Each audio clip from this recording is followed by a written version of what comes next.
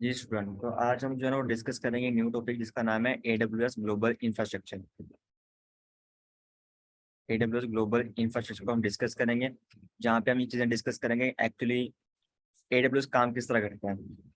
ठीक है, उन्होंने जो अपना इंफ्रास्ट्रक्चर लगाया होता है वो एक्चुअली कहाँ कहाँ पे लगाया होता है, उनको कहते क्या हैं। तो यहाँ पे सबसे पहले हम एक बेसिक एग्जांपल ले लेते हैं कि फर्ज कर लें कोई कंपनी है, उन्होंने कोई एप्लीकेशन लगाने की सिटी के अंदर। तो हम पाकिस्तान के अंदर किसी सिटी के एग्जांपल ले लेते हैं कि एक कंपनी है और उन्होंने जो है ना वो कोई फर्ज कर लें अभी आप आईटी की फील्ड एग्जांपल छोटे पे ले लेते हैं, कोई जनरल एग्जांपल ले लेते हैं।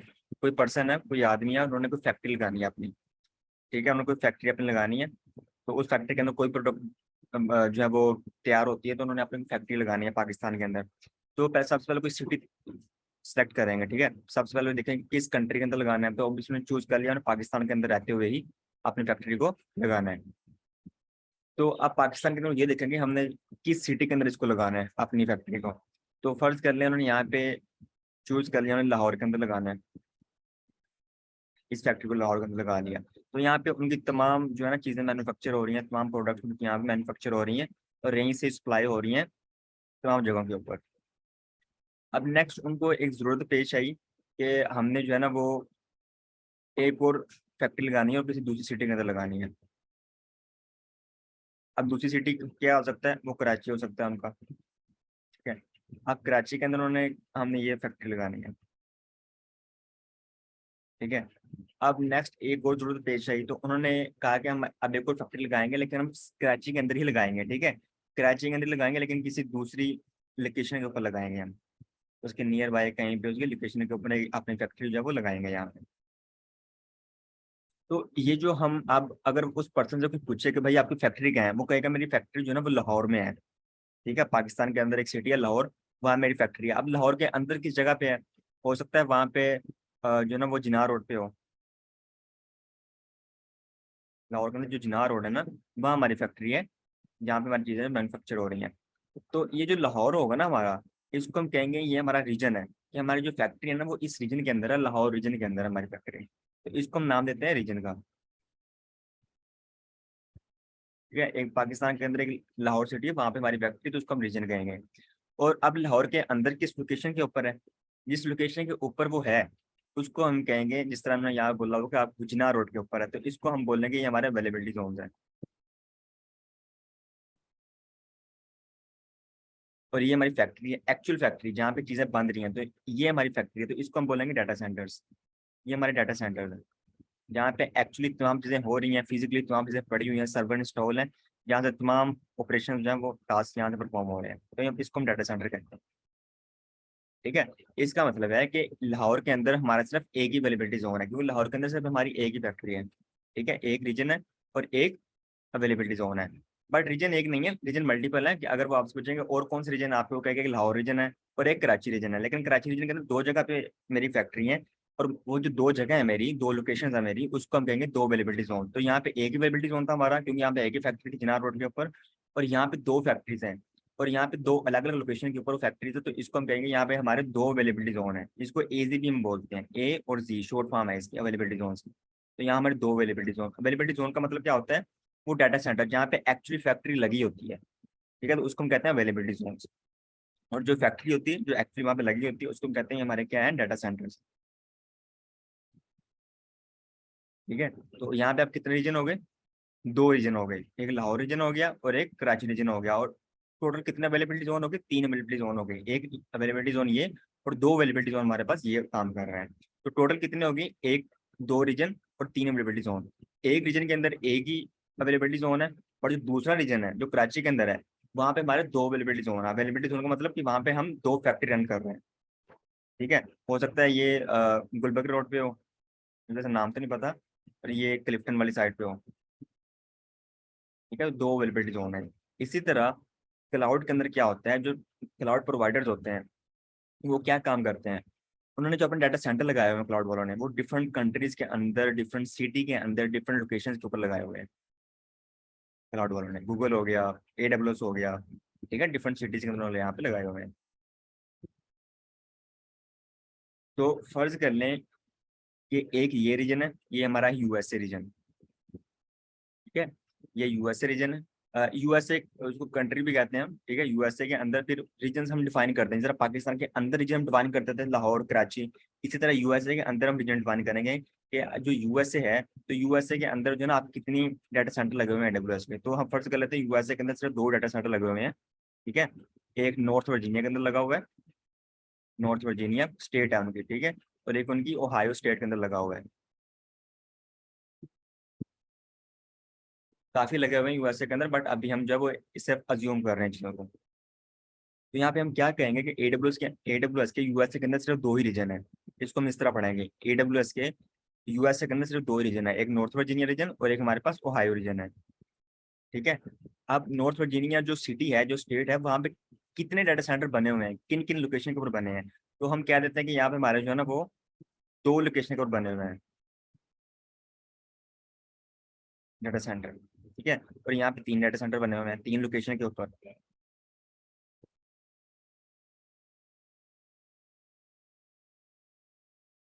ये हमारे अवेलेबिलिटी जोन होंगे, जो लोकेशन है ये वाली, ठीक है। हो सकता है ये नॉर्थ वर्जीनिया ईस्ट हो, ये ईस्ट में बना हो और ये वेस्ट में बना हो, अपोजिट साइड में बने हो आपस में, ठीक है। इसी तरह ये होते हैं हमारे पास। तो इस तरह हम डिफाइन करते हैं कि रीजन कितने हैं और हमारे पास अवेलेबिलिटी जोन्स कितने हैं। और जो अवेलेबिलिटी जोन क्या होते हैं, एक्चुअली वो जो डाटा सेंटर लगे होते हैं, इस अवेलेबिलिटी जोन के अंदर क्या होगा, डाटा सेंटर लगा होगा। ये एक्चुअली वो वहाँ पे क्या होगा, यहाँ पे हमारे एक्चुअल सर्वर पड़े होते हैं। इसी तरह अगर मैं आपको एक और एग्जाम्पल देता हूँ, अब फर्ज कर लें जैसे यूएई है, तो हम कहते हैं कि यूएसए AWS का एक और रीजन है जिसका नाम है यूएई रीजन, ठीक है। वहाँ पे उन्होंने वहाँ पे उनका एक ही रीजन है वैसे यूएई के अंदर, तो उनका वहाँ पे एक ही रीजन है AWS का, तो ये उनका रीजन है, ठीक है। और यहाँ पे उनके एक ही अवेलेबिलिटी जोन है, तो अब हम कहेंगे कि यूएसए के AWS का टोटल कितने रीजन हो गए, 3 रीजन हो गए। एक नॉर्थ वर्जीनिया के अंदर, एक ओहायो के अंदर और एक यूएई रीजन। तो यहाँ पे हम इसको रीजन ट्रीट करेंगे, यूएसए के अंदर सिर्फ 2 ही रीजन है, बट यूएई के अंदर AWS का सिर्फ एक ही रीजन है। इसी तरह अगर हम बात करें ऑस्ट्रेलिया, तो ऑस्ट्रेलिया के अंदर हो सकता है उनका एक ही रीजन हो, तो ये उनका ऑस्ट्रेलिया रीजन हो जाएगा। ये उनका मुंबई रीजन हो जाएगा AWS का, मुंबई। अब हो सकता है मुंबई रीजन के अंदर जो मुंबई सिटी है, वहाँ पे 2 की अवेलेबिलिटी जोन हो, ठीक है, जो डिस्टेंस पे बने हुए हैं। एक ही सिटी के अंदर जो अवेलेबिलिटी जोन हो वो डिस्टेंस पे बने होते हैं। तो ये जो अवेलेबिलिटी जोन होते हैं ना डिस्टेंस पर, अगर कोई फर्ज करें डाटा सेंटर कल को लाहौर में लग जाता है, तो लाहौर में अगर 2 अवेलेबिलिटी जोन बनते हैं, 2 डाटा सेंटर वो लगाते हैं, तो बिल्कुल करीब करीब नहीं बनाते आपस में, ठीक है। उनके दरमियान जो AWS वाले कहते हैं कि उनके आपस में जो डिस्टेंस होता है वो 100 माइल्स का होता है, ठीक है। 100 माइल्स का डिफरेंस होता है उनके अंदर, डिस्टेंस होता सर है उनके अंदर। 10 किलोमीटर का नहीं होता? कितने का? 10 किलोमीटर का? नहीं नहीं, 10 किलोमीटर का हंड्रेड नहीं होता। हंड्रेड माइल्स सर हो ही नहीं सकते, इतना शहर इतना बड़ा होता ही नहीं है। मतलब वो कहते हैं, ठीक है, मतलब वो लगाते हैं, अगर वो कहीं पे लगा रहे हैं वैसे स्टेट, मैंने ऐसी वो स्टेट्स पढ़ा होती हैं। था कि 10 किलोमीटर्स का होता है। वैसे मुझे आइडिया नहीं है कंफर्म नहीं, लेकिन मैंने ये पढ़ा था 10 किलोमीटर्स का होता है। चलो उसको हम देख लेते हैं, वो ना अभी आपके पास अभी जो हम PDF स्लाइड्स पढ़ेंगे तो वहाँ पे ये सारी चीजें डिस्कस होगी, तो उसको हम वहाँ पे देख लेते हैं, ठीक है। तो इस तरह जो है ना वो एक ओवरव्यू, एक कॉन्सेप्ट है आपके पास कि हम रीजन किसे कहते हैं, अवेलेबिलिटी जोन्स किसे कहते हैं, और डाटा सेंटर हम उनको किस तरह ट्रीट करते हैं। अब हम इसको रीड कर लेते हैं यहाँ से। सर इसमें एक और चीज़ भी क्वेश्चन है कि सर हम्म अवेलेबिलिटी जिनके जोन्स के सर दरमियान डिस्टेंस जो है वो क्यों मतलब है कि करना लाजमी है? वो इसलिए होता है ताकि fault isolation, scalability, high availability, इन चीज़ों को मद्देनजर रखते हैं, ताकि अगर एक अवेलेबिलिटी जोन जो है ना वो फेल हो जाए हमारा, तो दूसरे को इम्पैक्ट ना पड़े। तो इस तरह डिफरेंट चीज़ें होती हैं, उस बेस पे उनको आपस में दूर रखते हैं, सर ठीक है बिल्कुल भाई। सेम कॉपी होती है डाटा की दोनों जोन्स के अंदर, एक ही डाटा की सेम कॉपी होती है दोनों?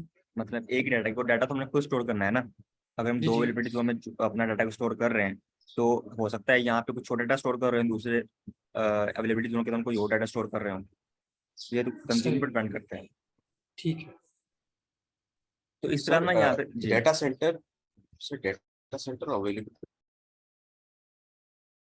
लास्ट में आपकी आवाज ब्रेक होगी, दोबारा बोल रहे हैं आफ्ताब। एक ही चीज है सर। सर डेटा और it is एक ही चीज है। अच्छा, जहाँ पे डाटा सेंटर एक्चुअली लगे होते हैं जिस लोकेशन के ऊपर, उसको हम कहते हैं अवेलेबिलिटी जोन्स, ठीक है। अवेलेबिलिटी जोन का मतलब अवेलेबल, डाटा सेंटर अवेलेबल कितने हैं टोटल, तो उसको हम जनरली कह देते हैं कि वो हमारे अवेलेबिलिटी जोन्स हैं। यहाँ पे देखो उन्होंने क्या लिखा हुआ है कि यहाँ पे डिफरेंट रीजन है AWS के। अब देखो ओरिगोन रीजन है, नॉर्थ कैलिफोर्निया है, ओहायो है, नॉर्थ वर्जीनिया, तो डिफरेंट यहाँ पे रीजन उन्होंने यहाँ पे लिखे हुए हैं कि यूएस के अंदर कितने रीजन है, हमारे यूके के अंदर कितने रीजन है, बहरीन के अंदर, मुंबई के अंदर मुंबई रीजन है हमारे पास, ओसाका जापान के अंदर रीजन है, कुछ इंडोनेशिया रीजन है, सिंगापुर रीजन है। तो डिफरेंट हर कंट्री के अंदर इनके डाटा सेंटर बने हुए हैं डिफरेंट लोकेशन के ऊपर, सिर्फ पाकिस्तान के अंदर नहीं है।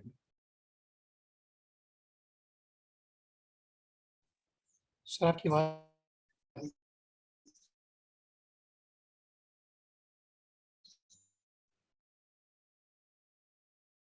सर मेरा ये क्वेश्चन था। जी। सर मेरा ये क्वेश्चन था कि डेटा सेंटर और अवेलेबिलिटी जोन एक ही चीज का नाम है या हाँ, अलग अलग एक ही चीज है? अवेलेबिलिटी जोन, एक ही नाम है। जहाँ पे जो अवेलेबिलिटी जोन होती है ना, उनको हम कहते हैं लोकेशन। वो हमारी लोकेशन होती है एक्चुअली जहाँ पे डाटा सेंटर लगे होते हैं, तो उसी को हम कहते हैं कि जो डाटा एक्चुअली अवेलेबिलिटी जोन के अंदर डाटा सेंटर बने होते हैं। ठीक है, अवेलेबिलिटी जोन के जिस लोकेशन के ऊपर एक्चुअली में डाटा सेंटर होता है ना, उसको हम कहते हैं अवेलेबिलिटी जोन। ठीक है, रीजन तो एक जियोग्राफिकल एरिया होता है ना, कि किस सिटी के अंदर, किस स्टेट के अंदर हम यूज कर रहे हैं अपने, हम डाटा सेंटर बनाया हुआ है।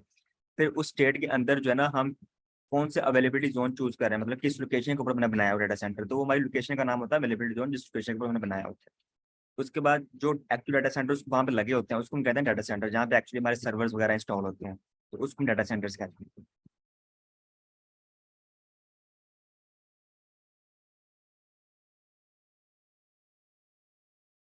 ठीक है, तो सबसे पहले हमारे पास क्या आता है, सबसे पहले हमारे पास यहाँ पे आता है रीजन्स। सबसे पहले हमारे पास रीजन आता है कि हम जो AWS वाले हैं उनका रीजन कौन सा है। तो फर्ज कर लें ये हम उनका USA रीजन है। ठीक है, अब USA रीजन के अंदर कौन कौन सा रीजन है, अब USA के अंदर कौन कौन से रीजन है, तो मैं यहाँ पे कह देता हूँ कि यहाँ पे जो है ना हमारे पास दो रीजन है। एक ओहायो रीजन है, एक कैलिफोर्निया रीजन है हमारे पास। ये दो रीजन है हमारे पास। अब रीजन के अंदर क्या आता है, रीजन के अंदर अवेलेबिलिटी जोन आते हैं। अवेलेबिलिटी जोन मतलब किस लोकेशन के ऊपर मैं डाटा सेंटर लगे हुए हैं। ठीक है, अब अवेलेबिलिटी जोन के अंदर क्या आता है, अवेलेबिलिटी जोन के अंदर एक्चुअली डाटा सेंटर लगे होते हैं, मतलब यहाँ पे कोई फैक्ट्री लगी होगी इस जगह के ऊपर, ये हमारे अवेलेबिलिटी डाटा सेंटर होंगे जहाँ पे एक्चुअली हमारे सर्वर लगे होते हैं। ठीक है, तो आप इस तरह कर लो कि रीजन, रीजन के बाद हमारे पास क्या आता है अवेलेबिलिटी जोन, अवेलेबिलिटी जोन के बाद क्या आता है हमारे पास डाटा सेंटर।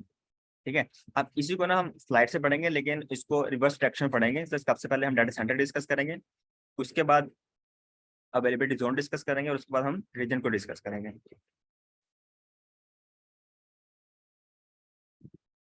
डाटा सेंटर्स क्या होते हैं, डाटा सेंटर उस सेंटर को कहते हैं, ऐसा डाटा सेंटर जहाँ पे एक्चुअली फिजिकल सर्वर पड़े होते हैं, जहाँ पे जो फिजिकल उनकी लोकेशन होती है, एक्चुअल फिजिकल लोकेशन, तो उसको हम कहते हैं डाटा सेंटर्स।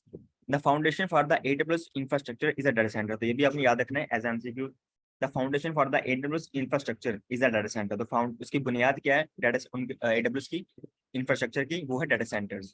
ठीक है, क्योंकि जो सबसे छोटी चीज है ना, जो जहाँ से हम स्टार्ट करते हैं, जो बेस से स्टार्ट करते हैं, वो डाटा सेंटर। डाटा सेंटर के बाद फिर अवेलेबिलिटी जोन, और उसके बाद रीजन आते हैं। Data centers usually have characteristics such as a location where the actual physical data resides and data processing occurs, जहाँ पे एक्चुअल फिजिकल सर्वर पड़े होते हैं, जहाँ में सारा काम हो रहा होता है, जो मैंने आपको AWS डाटा सेंटर भी दिखाए थे। ठीक है, गूगल से निकाल के जब हम पढ़ रहे थे पहले, तो मैंने आपको इमेजेस दिखाई थी कि डाटा सेंटर एक्चुअली दिखाई किस तरह के देते हैं, तो वो उनको हम कहते हैं डाटा सेंटर, जहाँ पे एक्चुअली फिजिकल सर्वर पड़े होते हैं।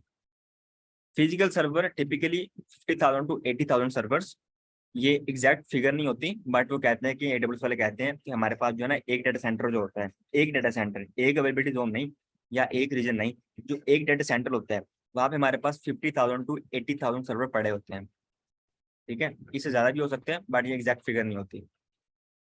Being online, all data centres are online, no data centre is cold और नॉट बीइंग यूज्ड। तो जितने भी डाटा सेंटर, अगर AWS ने कोई डाटा सेंटर अपना बना दिया है किसी रीजन के अंदर या किसी लोकेशन के ऊपर, तो फिर वो ऑफलाइन नहीं होता, हमेशा 24/7 क्या रहता है, ऑनलाइन रहता है और चलता रहता है, उसको वो ऑफ नहीं करते। ठीक है, क्योंकि वो कभी भी यूज हो सकता है, कोई भी कस्टमर उसको आके यूज कर सकता है, तो वो ऑनलाइन डाटा सेंटर्स उनके हमेशा रहते हैं, मतलब सर्वर उनके चलते रहते हैं हमेशा। Data center contain AWS custom network equipment such as multi-ODM source hardware custom। तो यहाँ पे बता रहे हैं कि जो भी उसके अंदर सर्वर पड़े होते हैं, उन सर्वर की जो भी स्पेसिफिकेशन होती हैं वो समटाइम खुद भी उसको बनाते हैं, ठीक है। जिस तरह जो है ना वो डिफरेंट हमारे पास कोई फर्ज कर लें गाड़ी है, तो कोई BMW है या ऑडी है, तो वो तमाम कंपोनेंट गाड़ी खुद नहीं बनाते हैं, ठीक है। कुछ वो खुद भी बनाते हैं, कुछ वो बाय भी करते हैं दूसरी कंपनी से या इंपोर्ट भी उसको करते हैं। तो इसी तरह जो वहाँ पे सर्वर पड़े होते हैं एक्चुअली, जो वहाँ पे जो भी फिजिकल चीज़ें पड़ी होती हैं, नेटवर्किंग वगैरह तमाम चीज़ें, तो कुछ वो खुद के भी उनके अपने होते हैं, प्रोडक्ट्स होती हैं, और कुछ उनको वो बनवाते भी हैं बाहर से ऑर्डर पे। सर जी। सर ये आखिरी वाली जो स्लाइड में लाइन लिखी हुई है, कस्टम नेटवर्क प्रोटोकॉल स्टैक, ये क्या चीज़ है? कस्टम नेटवर्क इक्विपमेंट इसकी बात कर रहे हैं। आवाज आ रही मेरी आपको? सर ये जो लास्ट वाला है ना, Amazon custom network protocol stack, ये क्या चीज़ है? कस्टम नेटवर्क प्रोटोकॉल स्टैक ये उनके होते हैं, मतलब जो भी उनके हार्डवेयर फिजिकली बात कर रहे हैं कि वो एक्चुअली वो जो वहाँ पे सर्वर पड़े होते हैं फिजिकली, वो किस तरह दिखाई देते हैं, ठीक है। उनका जो नेटवर्क वहाँ पे लगा होता है, उनकी परफॉर्मेंस किस तरह से है, तो जो उन्होंने स्टैक रैक्स वगैरह बनाए होते हैं अपने डाटा सेंटर के अंदर, तो एक्चुअली वो जो ना वो उसकी यहाँ पे बात कर रहे हैं। तो जितनी भी फिजिकल चीज़ें यहाँ पड़ी होती हैं, तो AWS उसको क्या करते हैं, खुद भी बनाते हैं, और कुछ चीज़ें ना जो इनकी कुछ अपने प्रोडक्ट्स भी होती हैं, कुछ ये बाहर से इम्पोर्ट भी करते हैं दूसरी कंट्री से, चाइना वगैरह से। सर जो स्लाइड 4 है सर, उसमें ना इंफ्रास्ट्रक्चर के अंदर उन्होंने रीजन्स, अवेलेबिलिटी जोन्स और पॉइंट ऑफ प्रेजेंस रखा है सर, ये क्या चीज़ है? वो हम डिस्कस करते हैं। फिर हमारे पास आता है अवेलेबिलिटी जोन्स। अवेलेबिलिटी जोन के अंदर क्या होता है, अवेलेबिलिटी जोन्स के अंदर वो फिजिकल लोकेशन होती है, ठीक है। वो लोकेशन होती है जहाँ पे हमारे डाटा सेंटर लगे होते हैं। ये देखो यहाँ पे क्या कह रहा है, each availability zone is made up of one और मोर डाटा सेंटर। तो अवेलेबिलिटी जोन के अंदर एक्चुअली क्या होता है, डाटा सेंटर्स होते हैं, design for fault isolation, interconnected with other availability zones by using high speed private links. तो वहाँ पे एक्चुअली क्या होता है, वहाँ पे जो है ना वो अवेलेबिलिटी जोन के अंदर, रीजन के अंदर क्या होता है, अवेलेबिलिटी जोन्स के अंदर क्या होता है, डाटा सेंटर्स होते हैं। तो इस तरह यहाँ पे देखो, ये एक अवेलेबिलिटी जोन है, यहाँ पे 4 डाटा सेंटर लगे हुए हैं, ठीक है। You choose your availability zone, AWS command replicating across availability zone for resiliency. तो यहाँ पे वो क्या कह रहे हैं कि मेड अप ऑफ वन और मोर डाटा सेंटर्स के एक जो अवेलेबिलिटी जोन होते हैं, वहाँ पे वन और मोर डाटा सेंटर्स होते हैं, ठीक है। डाटा सेंटर होंगे जिसको हम अवेलेबिलिटी जोन कहेंगे ना, पर किसी जगह पे कोई फैक्ट्री लगी नहीं हुई तो उसको हम किस तरह कहेंगे, ये हमारी लोकेशन है। तो जिस लोकेशन के डाटा सेंटर लगे होते हैं उसको हम कहते हैं ये हमारा अवेलेबिलिटी जोन है। फॉल्ट आइसोलेशन, उसको इस तरह डिजाइन किया जाता है कि अगर किसी एक के ऊपर इम्पैक्ट पड़े तो उसकी वजह से दूसरी चीजें खराब ना हो। Interconnected with other availability zone, तो जितने भी अवेलेबिलिटी जोन बने होते हैं एक रीजन के अंदर या पूरा उनका नेटवर्क होता है, वो आपस में जो ना वो इंटरकनेक्ट होते हैं, ठीक है। वो आपस में क्या होते हैं, कनेक्टेड होते हैं with high speed private links. कुछ उनके प्राइवेट लिंक्स होते हैं, कुछ के थ्रू वो आपस में प्राइवेटली कम्युनिकेशन कर रहे होते हैं। तो वहाँ पे जो ना वो इसलिए आपस में क्या होते हैं, इंटरकनेक्टेड होते हैं, कम्युनिकेशन कर रहे होते हैं। You choose your availability zone, तो हम खुद अवेलेबिलिटी जोन चूज करते हैं। हम अगर हम USA के अंदर कोई हम अपना सर्वर बनाना चाहते हैं, कोई सर्विस यूज करना चाहते हैं, तो हाँ रीजन भी हम खुद चूज करेंगे, किस अवेलेबिलिटी जोन में हमने उसको बनाना है वो भी हम खुद चूज करेंगे। तो ये सारी चीज़ हम खुद चूज करते हैं वहाँ पे जाके। AWS recommend replicating across multiple zones for resiliency। तो AWS वाले ये एक्चुअली क्लाउड के अंदर बेस्ट प्रैक्टिस मानी जाती है कि अगर आप कोई भी सर्विस यूज करते हो AWS के अंदर, तो उसको जो है ना आप मल्टीपल अवेलेबिलिटी जोन के अंदर रेप्लिकेट कर दो। मतलब अगर आप कोई स्टोरेज सर्विस यूज कर रहे हो एक रीजन के अंदर, तो उसको आप जो है ना वो मल्टीपल अवेलेबिलिटी जोन के अंदर भी क्या करो, यूज करो, अपने डाटा को रेप्लिकेट कर दो, बैकअप बना के रख लो। क्यों होते हैं, इसको इसलिए बनाते हैं कि फर्ज कर लें ये हमारे पास एक रीजन है, ये हमारे पास एक रीजन है और इसका नाम है ओहायो रीजन। इस ओहायो रीजन के अंदर 2 अवेलेबिलिटी जोन हैं, एक ये अवेलेबिलिटी जोन है और एक ये अवेलेबिलिटी जोन है। अवेलेबिलिटी जोन के अंदर क्या होता है, डाटा सेंटर्स होते हैं, ये अभी हमने पढ़ा, इनके डाटा सेंटर लगे हुए हैं इस लोकेशन के ऊपर, ठीक है। अब अगर हम कोई स्टोरेज यूज कर रहे हैं यहाँ पे इस रीजन के अंदर, इस रीजन के अंदर अगर हम कोई स्टोरेज यूज कर रहे हैं, तो यहाँ पे जो कंपनी है वो अपना डाटा यहाँ कहाँ पे स्टोर कर रही है, यहाँ पे स्टोर कर रही है इस रीजन के अंदर। बट AWS वाले कहते हैं कि आप ऐसा किया करें कि आप जो समटाइम कोई भी आप यूज करते हो, कोई भी सर्विस आपने कोई स्टोरेज यूज करते हो या कोई ऐसी सर्विस यूज करते हो, तो आप मल्टीपल चीजों को यूज करें। अगर आपने डाटा यहाँ पे स्टोर किया है तो उसको आप यहाँ भी स्टोर कर लें एज अ बैकअप बना के, ठीक है। क्यों स्टोर कर लें, उससे ये होता है कि अगर ये अवेलेबिलिटी जोन डाउन हो जाए, ठीक है, यहाँ खराब हो जाए, आपको डाटा एक्सेस ना हो, तो आप उसको यहाँ से एक्सेस कर लें। लेकिन ऐसा होता नहीं है कि रीजन डाउन हो जाए या अवेलेबिलिटी जोन डाउन हो जाए, ऐसा होता नहीं है कभी। बट उसको ऐसा मान के चलते हैं कि कभी हो भी सकता है, ठीक है, क्योंकि जो कस्टमर डाटा होता है ना, वो बहुत इंपॉर्टेंट होता है उनके लिए। तो इसलिए वो कहते हैं कि आप उनको रेप्लिकेट कर लें। S3 के अंदर वैसे हमें रेप्लिकेट करने की जरूरत नहीं होती। S3 के अंदर जो है ना डाटा ऑटोमेटिक रेप्लिकेट हो रहा होता है। अगर हम ये स्टोरेज सर्विस यूज कर रहे हैं तो AWS वाले उसको क्या करते हैं, ऑटोमेटिकली रेप्लिकेट करते रहते हैं किसी दूसरे अवेलेबिलिटी जोन के अंदर, कि अगर सम टाइम यहाँ से वो अनएक्सेसिबल है, यहाँ से वो नहीं चल रहा, हम उसको एक्सेस नहीं कर पा रहे, तो हम उसको दोबारा कहाँ से एक्सेस कर सकते हैं, दूसरी जगह से, जहाँ पे उसको हमने बैकअप बना के रखा हुआ है, स्टोर किया हुआ दूसरी जगह के ऊपर। तो इस तरह हम पढ़ेंगे भी, जब हम सर्वर बनाएंगे या हम कोई सर्वर सर्विस यूज करेंगे, तो वहाँ पे हम क्या करेंगे, डिफरेंट अपने चीज़ों को रेप्लिकेट करेंगे एक जगह से दूसरी जगह के ऊपर। डेटाबेस बनाएंगे तो उसको भी रेप्लिकेट करेंगे, ठीक है। सर्वर बनाएंगे तो दो भी बना सकते हैं हम, एक सर्वर हमारा यहाँ चल रहा है इस रीजन के अंदर, एक सर्वर हमारा यहाँ पे चल रहा है इस रीजन के अंदर। अगर यहाँ से सर्वर के अंदर कोई खराबी आ गई वर्चुअल मशीन के अंदर, हो सकता है जिस सर्वर के, जिस होस्ट मशीन के ऊपर हमारा सर्वर पड़ा हुआ है, वर्चुअल मशीन बनाई हुई है हमने, उसके अंदर कोई खराबी आ गई है, वो ही सिर्फ वो ही नहीं चल रहा, बाकी सारे चल रहे हैं, अवेलेबिलिटी जोन बाकी ठीक है, लेकिन उसको हम एक्सेस नहीं कर पा रहे, हमारे यूजर एक्सेस नहीं कर पा रहे, लेकिन उसके ऊपर हमारी एप्लीकेशन चल रही है। तो फिर हम क्या होता है, हम अपने यूजर की रिक्वेस्ट को यहाँ ट्रांसफर कर देते हैं, यहाँ शिफ्ट कर देते हैं, यहाँ जहाँ पे हमारे पास दूसरा रीजन होता है, यहाँ पे हमने उसको रेप्लिकेट किया होता है, सेम कॉन्फ़िगरेशन वाला सर्वर हमने यहाँ पे बनाया होता है वर्चुअल मशीन, ठीक है। तो उसको इस तरह से ना एक कॉन्सेप्ट होता है कि हम चीज़ों को रेप्लिकेट करते हैं, बैकअप बना कर रख सकते हैं, ताकि अगर एक जगह से आपका डाटा जो है वो अनएक्सेसिबल हो, तो आप उसको दूसरी जगह से एक्सेस कर लें डाटा को।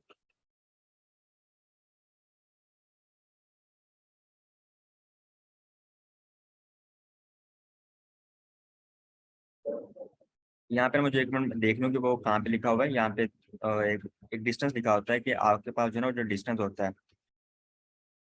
वो उनके पास इतना होता है। जी अरुण पूछें। चलिए जी, यहाँ पे आ जाते हैं रीजन के अंदर, कि आपका जो रीजन क्या होता है। अब रीजन क्या होता है, एक जियोग्राफिकल एरिया हम उसको कहते हैं, कि जिस रीजन के अंदर, जिस जियोग्राफिकल एरिया के अंदर हम उसको यूज कर रहे हैं, अपने डाटा सेंटर को बनाया हुआ है हमने, उसको हम कहेंगे region. And AWS region is a geographical area, तो हमारे लिए एक जियोग्राफिकल एरिया होगा। Each region is made up of 2 और मोर अवेलेबिलिटी जोन्स, ठीक है। रीजन किससे मिलकर बनता है, अवेलेबिलिटी जोन से मिलकर बनता है, और अवेलेबिलिटी जोन किससे मिलकर बनता है, डाटा सेंटर से मिलकर बनता है। और डाटा सेंटर क्या होता है, जहाँ पे एक्चुअली फिजिकल सर्वर पड़े होते हैं। You has 24 regions world wide. तो ये थोड़ी सी पुरानी स्लाइड है हमारे पास, थोड़ा पुराना कंटेंट है, तो इसलिए वो हमें बता रहे हैं 24 रीजन है, लेकिन 24 नहीं है, 24 से ज्यादा रीजन है AWS के। You enable and control data replication across regions. तो ये हम जिस तरह हम कह रहे थे, हम रेप्लिकेशन कर सकते हैं अक्रॉस मल्टीपल अवेलेबिलिटी जोन्स, ठीक है, वो भी कर सकते हैं। बट अगर आप मल्टीपल रीजन रेप्लिकेशन करना चाहें तो वो भी कर सकते हैं। अगर आपने एक स्टोरेज एक रीजन के अंदर बनाई हुई है, तो आप दूसरी स्टोरेज दूसरे रीजन के अंदर भी जाकर बना सकते हो, ठीक है। तो ये भी आपके पास ऑप्शन यहाँ पे होता है। Communication between regions uses AWS backbone network communication infrastructure, तो आपस में कम्युनिकेशन कर रहे होते हैं। यहाँ पे देखो क्या कह रहा है, each AWS region contains 2 or more availability zones as of अगस्त 2022। तो ये 2020 की रिपोर्ट है कि 2020 तक उनके 24 रीजन्स थे, बट अभी क्योंकि 2023 चल रहा है, तो आप इनके 24 से इंक्रीज हो गए हैं। तो ये मैं आपको बताऊंगा कितने रीजन है, जब हम आपको कंसोल से दिखाऊंगा, वहाँ पे सारे रीजन इनके मेंशन होते हैं, तो इनके जो रीजन है वहाँ पे बने होते हैं।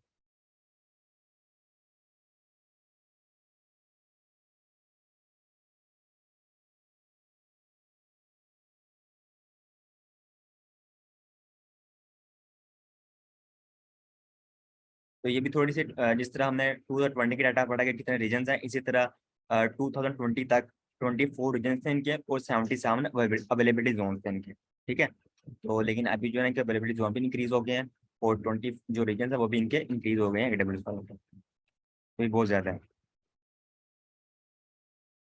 यहाँ पे वो आप डिस्कस कर रहे हैं कि अब हमने कोई रीजन सेलेक्ट करना है, अगर हमने कोई भी अपनी सर्विस यूज करनी है, हमने अपनी कोई भी सर्विस यूज करनी है, कोई हमने कोई चीजें बनानी है, हमने कोई एप्लीकेशन डिप्लॉय करनी है किसी रीजन के अंदर जाके, या कोई भी सर्विस किसी रीजन के अंदर हमने सेलेक्ट करनी है, तो सबसे पहले तो हम कोई ना कोई रीजन चूज करेंगे। तो वो जो हम रीजन चूज करेंगे वो किस बेस के ऊपर करेंगे, क्या क्या चीजें होंगी जिनको हम देखेंगे कि इस बेस के ऊपर हमने कोई ना कोई रीजन चूज करना है, ठीक है। तो यहाँ पे वो कुछ फैक्टर या उसके डिटर्मिनेंट्स हैं, यहाँ इसको पढ़ लेते हैं। कोस्ट, नीचे से पढ़ते हैं। कोस्ट वेरी बाय रीजन, कि कल भी हमने देखा था जब हम प्राइसिंग कैलकुलेटर यूज कर रहे थे, तो हमने आपको दिखाया था कि जब हम रीजन चेंज कर रहे थे तो हमारी कॉस्ट भी क्या हो रही थी, चेंज हो रही थी। ठीक है। तो ये भी मैटर करता है कि आप आप जिस रीजन में वो सर्विस डिप्लॉय कर रहे हैं, जिस रीजन के अंदर आप वो सर्विस यूज कर रहे हैं, वहाँ आपको कॉस्ट कितनी पड़ेगी। ठीक है, तो ये भी एक फैक्टर होता है। Service available within the regions. अब हम ये भी होता है कि आप कोई जो भी सर्विस यूज करना चाहते हो, आप कोई सर्विस यूज करना चाहते हो, क्या वो उस रीजन के अंदर जो आपने रीजन सेलेक्ट किया है वहाँ पे वो है भी कि नहीं। समटाइम ऐसा होता है कि कुछ सर्विस कुछ रीजन के अंदर नहीं होती। ठीक है, जो बेसिक सर्विस होती हैं वो तो तमाम रीजन के अंदर होती है डब्ल्यूएस की। पर जिस तरह फर्ज कर लें डब्ल्यूएस ने नया रीजन बनाया है यूएई के अंदर, तो हो सकता है कुछ सर्विस वहाँ पे ना हो। ठीक है, बेसिक बेसिक सर्विस हो, कुछ एडवांस सर्विस वहाँ पे उन्होंने अभी ना ऑपरेशनलाइज किए हो। तो इस तरह भी होता है कि आपने ये भी देखना होता है कि मैं जो रीजन चूज कर रहा हूँ क्या वहाँ पे ये सर्विस है भी कि नहीं। फिर आता है प्रोक्सीमिटी टू कस्टमर्स, जिसको हम कहते हैं लेटेंसी वगैरह कहते हैं। लेटेंसी इशू आता है कि अगर फर्ज कर लें आपके यूजर वो यूएसए के अंदर है। ठीक है, हाँ, आपके जो आपकी एप्लीकेशन चल रही है, आपकी एप्लीकेशन चल रही है तो आपकी जो एप्लीकेशन है ना, अब उसके यूजर्स कहाँ पे हैं। एज अ पाकिस्तानी हमारे जो यूजर हैं वो आते हैं इंडिया से हमारी एप्लीकेशन के ऊपर, बांग्लादेश से आते हैं। ठीक है, पाकिस्तान से आते हैं। तो एशिया की ट्रैफिक हमारे एप्लीकेशन के ऊपर ज्यादा दूर से लोग नहीं आते हैं। तो फर्ज कर लें हमने जो है ना जो एप्लीकेशन है वो हमने बना दिया यूएसए के अंदर जाके। हम एडब्ल्यूएस के ऊपर गए, वहाँ पे हमने ओहायो सेलेक्ट किया, ओहायो रीजन सेलेक्ट किया। वहाँ पे हमने कोई एक अवेलेबिलिटी जोन चूज किया। ठीक है, और यहाँ पे हमने जाके जो है ना अपनी एप्लीकेशन डिप्लॉय कर दी EC2 के ऊपर, सर्वर बना के एप्लीकेशन यहाँ पे रख दी हमने। लेकिन यहाँ पे जो है ना वो ऐसा कोई हमें देखा जाए तो बहुत लेटेंसी इश्यूज आएंगे, क्योंकि इंडिया से जो भी रिक्वेस्ट आएगी या पाकिस्तान से या बांग्लादेश से जो भी लोग आएंगे, उनको ट्रैवल करके कहाँ आना पड़ेगा, यहाँ आना पड़ेगा इस रीजन के अंदर। ठीक है, तो वहाँ पे क्योंकि डिस्टेंस बहुत ज्यादा है, तो जहाँ पे डिस्टेंस ज्यादा होता है वहाँ पे हमें फिर क्या देखना पड़ता है, कुछ लेटेंसी इश्यूज आते हैं। लेटेंसी इश्यूज आते हैं। ठीक है, जहाँ पे वो हमारी जो एप्लीकेशन हो सकता है वो उनको फास्ट रिस्पॉन्ड ना करे। ठीक है, वहाँ पे लेटेंसी इश्यूज आए, वहाँ पे उनको जो है ना वो लोडिंग होती रहती है एप्लीकेशन। तो वो इस तरह की डिफरेंट चीजें देखने को मिलती है। कम्प्लेक्सिटी हम चाहते नहीं कि हमारे जो यूजर है उनको डाउन टाइम देखने को मिले। तो फिर हम बेस्ट प्रैक्टिस यही है कि हम उस एप्लीकेशन को कहाँ पे डिप्लॉय करें, किसी एशिया रीजन के अंदर डिप्लॉय करें। ठीक है, इतना दूर ना करें यूएसए के अंदर, किसी कोई एशिया रीजन चूज कर लें। हम यूएई चूज कर सकते हैं, हम बहरीन चूज कर सकते हैं, मुंबई चूज कर सकते हैं। तो डिफरेंट हम यहाँ पे कोशिश करते हैं कि हम इनमें से कोई नियर बाय रीजन चूज कर लें जो हमारे यूजर के करीब हो। ठीक है, यूजर से दूर ना हो, यूजर के कोई नियरेस्ट रीजन हम चूज कर लें, ताकि हमारे यूजर्स को ना वो कोई ऐसा डाउन टाइम फेस ना करना पड़े या कोई भी कॉम्प्लेक्सिटी ना देखनी पड़े। सर, जी। अगर हमें ये श्योर ना हो कि हमारा कस्टमर कहाँ पे है, या हमें लगे कि हमारा कस्टमर दुनिया में कहीं से भी आ सकता है, हम्म। तो इस सिचुएशन के अंदर हमें अपना जो सर्वर है वो तमाम रीजन में बनाना पड़ेगा। ठीक है, मैं बताता हूँ आपको। उसके बाद जो है ना हमें एक और चीज होती है कि वहाँ पे data governance legal and requirements, कि हमारे पास जो है ना वो रीजन अगर चूज कर रहे हैं तो वहाँ पे क्या क्या लीगल रिक्वायरमेंट्स हमने फुलफिल करनी होंगी। वहाँ पे ऑडिट रिक्वायरमेंट्स क्या हैं, यहाँ पे क्या हम अपनी सर्विस को यूज भी कर सकते हैं कि नहीं कर सकते। जिस तरह कुछ रीजन होते हैं वो रिस्ट्रिक्टेड होते हैं, वहाँ पे हम कोई डाटा स्टोर नहीं कर सकते AWS से, क्योंकि वो जो रीजन होते हैं ना उनको चूज कर रहे होते हैं जो AWS की अपनी यूएसए की अपनी कोई इंटेलिजेंस एजेंसीज हैं, वो अपने डाटा वहाँ पर स्टोर कर रही होती है। इसलिए वहाँ पे कोई भी यूजर जो है ना दुनिया से उसको एक्सेस नहीं कर पाता, वहाँ पे कोई भी डाटा स्टोर नहीं कर पाता। तो इसलिए डिफरेंट चीजें होती हैं। तो अगर आपको एग्जाम के अंदर कोई क्वेश्चन आएगा या हमसे कुछ आएगा तो वो आपसे इसी तरह पूछेंगे कि कौन कौन से फैक्टर हैं जिसकी बेस पे हम जो है ना कोई ना कोई रीजन चूज कर सकते हैं। तो इनको आपने याद रखना है, कॉस्ट, सर्विसेज, लेटेंसी और data governance and legal requirements. तो ये चीजें होती है, अपने को सिर्फ याद रखना है ऐसे ही। अब हम बात कर लेते हैं, जिस तरह आप पहले बात कर रहे थे कि पॉइंट ऑफ प्रेफरेंस क्या होते हैं, या अगर हम पूरी दुनिया के अंदर हमारे यूजर है तो फिर हमें किस तरह लेके चलना पड़ेगा। तो ऑब्वियसली उसको हम यहाँ पे डिस्कस करेंगे व्हाइट बोर्ड के ऊपर। ये फर्ज कर लें आपकी जो ट्रैफिक की आपकी जो एप्लीकेशन है उसके ऊपर ट्रैफिक यूएसए से भी आ रही है।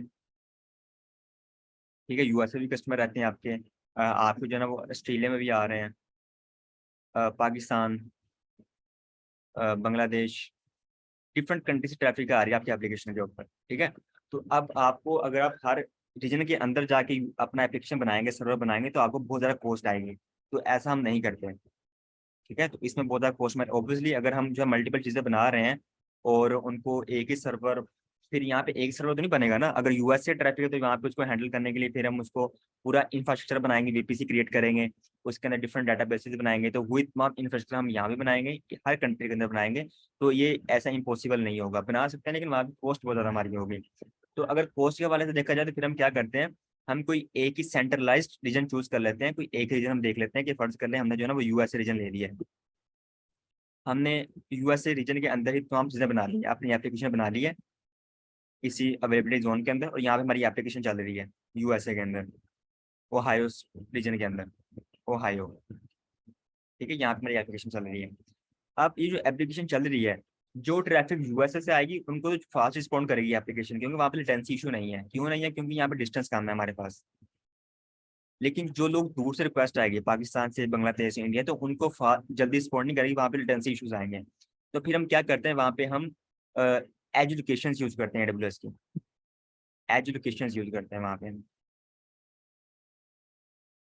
एज लोकेशन क्या काम करती हैं, edge location point of preference होते हैं हमारे, जो क्या काम करते हैं वहाँ पे हम ये करते हैं कि जो AWS होता है ना, वो क्या करता है, अपनी कुछ एजुकेशन बना लेता है पूरी दुनिया के अंदर, उन्होंने बनाई हुई है AWS ने। एजुकेशन के ऊपर क्या होता है कि वहाँ पे इनके कुछ अपने छोटे छोटे डाटा सेंटर बने होते हैं, ठीक है। AWS के अपने डाटा सेंटर भी हो सकते हैं छोटे छोटे, पूरा रीजन नहीं होता उसको हम एक छोटे से डाटा सेंटर हम कहेंगे, छोटा सेटअप लगाया होता है AWS में, ठीक है। वो AWS के अपने डाटा सेंटर्स भी हो सकते हैं स्मॉल लेवल के ऊपर, या जो हमारे ISP होते हैं, इंटरनेट सर्विस प्रोवाइडर होते हैं, उनके डाटा सेंटर्स भी हो सकते हैं, तो वो उनसे फिर रेंट पे ले लेते हैं, ठीक है। तो फिर हम क्या करते हैं, हमारी जो एप्लीकेशन होती है उसका जो कंटेंट होता है, वो फर्ज कर लें आप जो है ना वो पाकिस्तान, बांग्लादेश, इंडिया से भी आ रही है, तो हमने जो है ना वो इंडिया के अंदर कोई एजुकेशन बनी हुई है, इंडिया के अंदर कोई एजुकेशन बनी हुई है, ठीक है। हमारी जो एप्लीकेशन कंटेंट है ना वो यहाँ पे आके सेव हो जाएगा। एक सर्विस होती है क्लाउड फ्रंट के नाम से, तो उसको इसी पर्पज के लिए हम यूज करते हैं, क्लाउड फ्रंट। तो क्लाउड फ्रंट के थ्रू हम क्या करते हैं, क्लाउड फ्रंट के थ्रू हम एज लोकेशन यूज करते हैं। एज लोकेशन के अंदर क्या होता है कि जो हमारी जो एप्लीकेशन होती है, जो एक सिर्फ एक ही जगह बनी होती है एक रीजन के अंदर, उसका जो भी सारा कंटेंट होता है वो कहाँ पे उठ के सेव हो जाता है, इस एज लोकेशन के ऊपर आ जाता है, ठीक है। आप हमारी जो ऐप पाकिस्तान, इन एशिया से जो भी ट्रैफिक आएगी, अब वो यूएस से नहीं जाएगी, अब वो इन एज लोकेशन के ऊपर आएगी। एजुकेशन क्या होते हैं, एक तरह के डाटा सेंटर होते हैं जो छोटे लेवल के ऊपर बने होते हैं, तो AWS के अपने डाटा सेंटर भी हो सकते हैं, या वो उन्होंने किसी से रेंट से भी लिए होते हैं, जो जिस तरह इंटरनेट सर्विस प्रोवाइडर होते हैं उनसे भी लिए जा सकते हैं। तो ये कंसेप्ट होता है पॉइंट ऑफ प्रेफरेंस का या एजुकेशन का।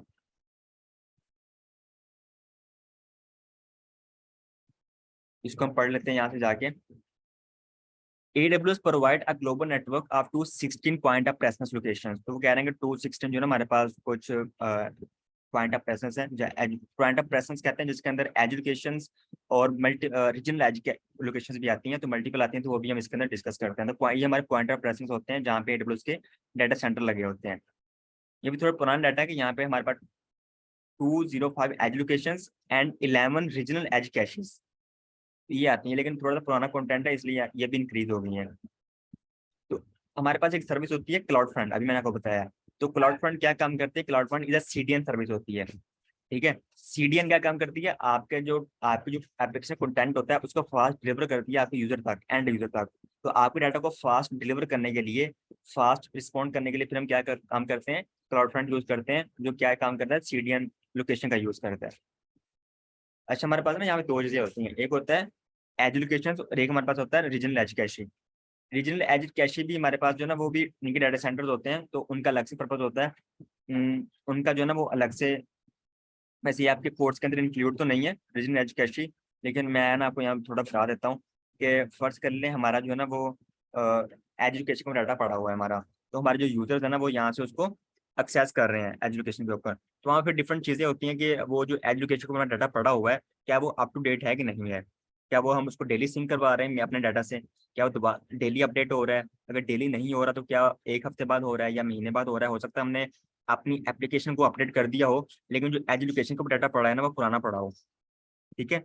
तो हमारे यूजर फिर वहाँ पे डिफरेंट, हमने अपने यूजर को किस तरह कौन सा डाटा प्रोवाइड करना है, तो उसको कितने दिन बाद अपडेट करना है, तो उसके लिए फिर हम यूज करते हैं रीजनल एज कैशेस का, ठीक है। तो वो कॉन्सेप्ट आपके नहीं है कोर्स के अंदर, वो आप सोचना के अंदर जाकर पढ़ोगे। बट यहाँ पे सिर्फ आपने एक चीज याद रखनी है कि हमारे पास क्या होता है, अपने लेटेंसी को कम करने के लिए, लेटेंसी क्या होती है, कंटेंट को फास्ट डिलीवर करने के लिए अपने यूजर तक हम एक क्लाउड फ्रंट सर्विस का यूज करते हैं। क्लाउड फ्रंट सर्विस क्या होती है? एक CDN सर्विस होती है that delivers content to end user with reduced latency, मतलब फास्ट रिस्पॉन्ड करती है। तो जो क्लाउड फ्रंट होती है ये क्या यूज करती है डाटा को डिलीवर करने के लिए? क्लाउड फ्रंट डाटा को डिलीवर करने के लिए एज लोकेशन का यूज करती है। ठीक है, एज लोकेशन का यूज करती है। जी भाइयों, यहाँ तक क्लियर है? AWS इंफ्रास्ट्रक्चर फीचर्स, तो फीचर इसके अंदर क्या होता है AWS के अंदर? यहाँ पे क्या होता है, AWS global is build around regions and availability zones, कि जो AWS का इंफ्रास्ट्रक्चर किससे मिलकर बनता है? रीजन से मिलकर बनता है, अवेलेबिलिटी जोन से मिलकर बनता है। AWS region provide multiple physical separated and isolated availability zones and AWS region contains 2 or more availability zones। तो एक जो रीजन होता है उसके अंदर 2 या 2 से ज्यादा अवेलेबिलिटी जोन भी होते हैं AWS के अंदर। ठीक है, तो वहाँ पे एक्चुअली बनाया क्यों जाता है मल्टीपल अवेलेबिलिटी जोन? क्यों बनाए जाते हैं? क्योंकि वहाँ पे हमें fault tolerance, high availability, elasticity और स्केलेबिलिटी मिल सके। इलास्टिसिटी स्केलेबिलिटी मतलब क्या होता है कि जिस तरह हमारा कोई डाटा ग्रो करता है तो उसको हम दूसरे रीजन के अंदर या दूसरे अवेलेबिलिटी जोन के अंदर भी उसको हम बैकअप बना के रख सकते हैं या उसको मूव कर सके, कम्युनिकेशन कर सकते हैं। तो वो एक कॉन्सेप्ट होता है इलास्टिसिटी और स्केलेबिलिटी का। जैसे हमारी कैपेसिटी इंक्रीज हो तो हमारी जो है ना वो स्टोरेज भी इंक्रीज हो जाए। फॉल्ट टॉलरेंस का मतलब ये होता है continuous operating properly in the presence of failure built in redundancy of components, के अगर कोई आपका फर्ज कर लें कोई एक अवेलेबिलिटी जोन आपका जो है ना वो डाउन हो गया, तो अगर कोई डाउन हो भी गया तो उसकी वजह से दूसरा अवेलेबिलिटी जोन वो डाउन नहीं होगा, उसके ऊपर कोई इम्पैक्ट नहीं पड़ेगा। ठीक है, वो फॉल्ट टॉलरेंट होते हैं। High availability, high level of operation performance with reduce down time, तो यहाँ पे हमें क्लाउड के अंदर हमें डाउन टाइम भी मिनिमम देखने को मिलता है। यहाँ पे हमारी जो सर्विसेज बहुत अच्छी चलती हैं, बहुत अच्छे से काम करते हैं, रन करती हैं, तो यहाँ पे हमें डाउन टाइम भी मिनिमम देखने को मिलता है।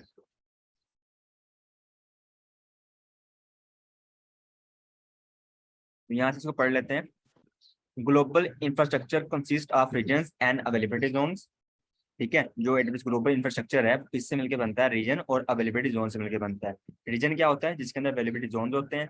अवेलेबिलिटी जोन क्या होता है? जिसके अंदर हमारे डाटा सेंटर पड़े होते हैं एक्चुअली।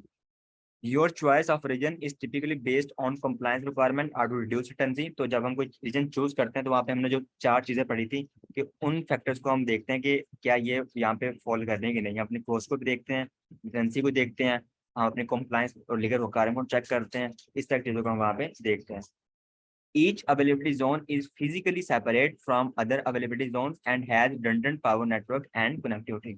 तो जो availability zone होते हैं वो एक दूसरे से क्या होते हैं? सेपरेटेड होते हैं, एक फासले के ऊपर होते हैं, और अगर एक जो है ना वो डाउन हो जाए तो दूसरे के ऊपर इम्पैक्ट नहीं पड़ता। Applications and region edge caches which are also called point of preference, तो इनको हम क्या कहते हैं? पॉइंट ऑफ प्रेफरेंस भी कहते हैं, एजुकेशन को और रीजन एज कैशी को। जो क्या काम करती हैं? Improve performance by caching content closer to user, तो कंटेंट को कैशी कर लेती हैं। ठीक है, जैसे कंटेंट को कैशी करती हैं तो हमारे जो यूजर होते हैं उनको आप कंटेंट कहाँ से डिलीवर होगा? मेन जो हमारा सर्वर बना होगा वहां से नहीं होगा, इनसी एजुकेशन के ऊपर से होगा, उनको सब डाटा हमारा सर्व होगा।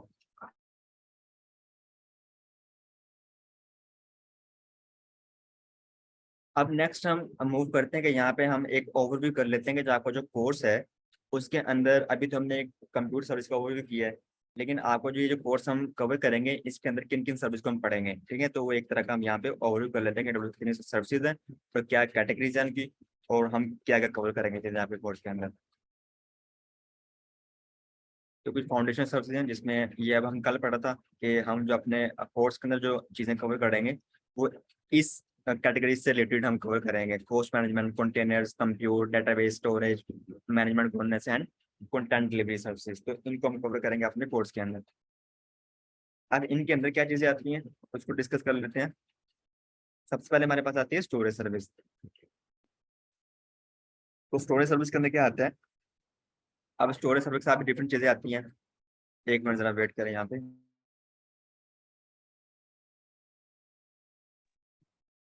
अगर हम स्टोरेज सर्विस की बात करें क्लाउड के अंदर, स्पेशली AWS के अंदर, तो यहाँ पे डिफरेंट तरह की हमारे पास स्टोरेज होती हैं। लाइक कौन कौन सी?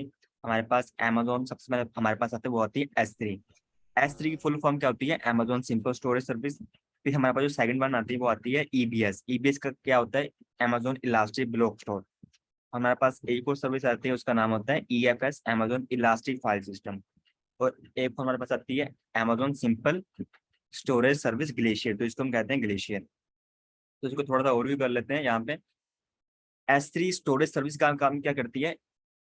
S3 Amazon S3 और Amazon EBS के अंदर आपने सिर्फ एक डिफरेंस याद रखना है, और अभी के लिए आपने सिर्फ ये डिफरेंस याद रखना है कि जो S3 होती है ना, वो ऑब्जेक्ट लेवल स्टोरेज होती है, और जो हमारे पास EBS होती है वो हमारे पास क्या होती है, एक तरह की वॉल्यूम स्टोरेज होती है। ठीक है, ये ब्लॉक लेवल स्टोरेज होती है और ये वॉल्यूम स्टोरेज होती है हमारे पास। ब्लॉक लेवल ये ऑब्जेक्ट लेवल स्टोरेज होती है हमारे पास, और जो EBS होती है ये हमारे पास होती है ब्लॉक लेवल स्टोरेज।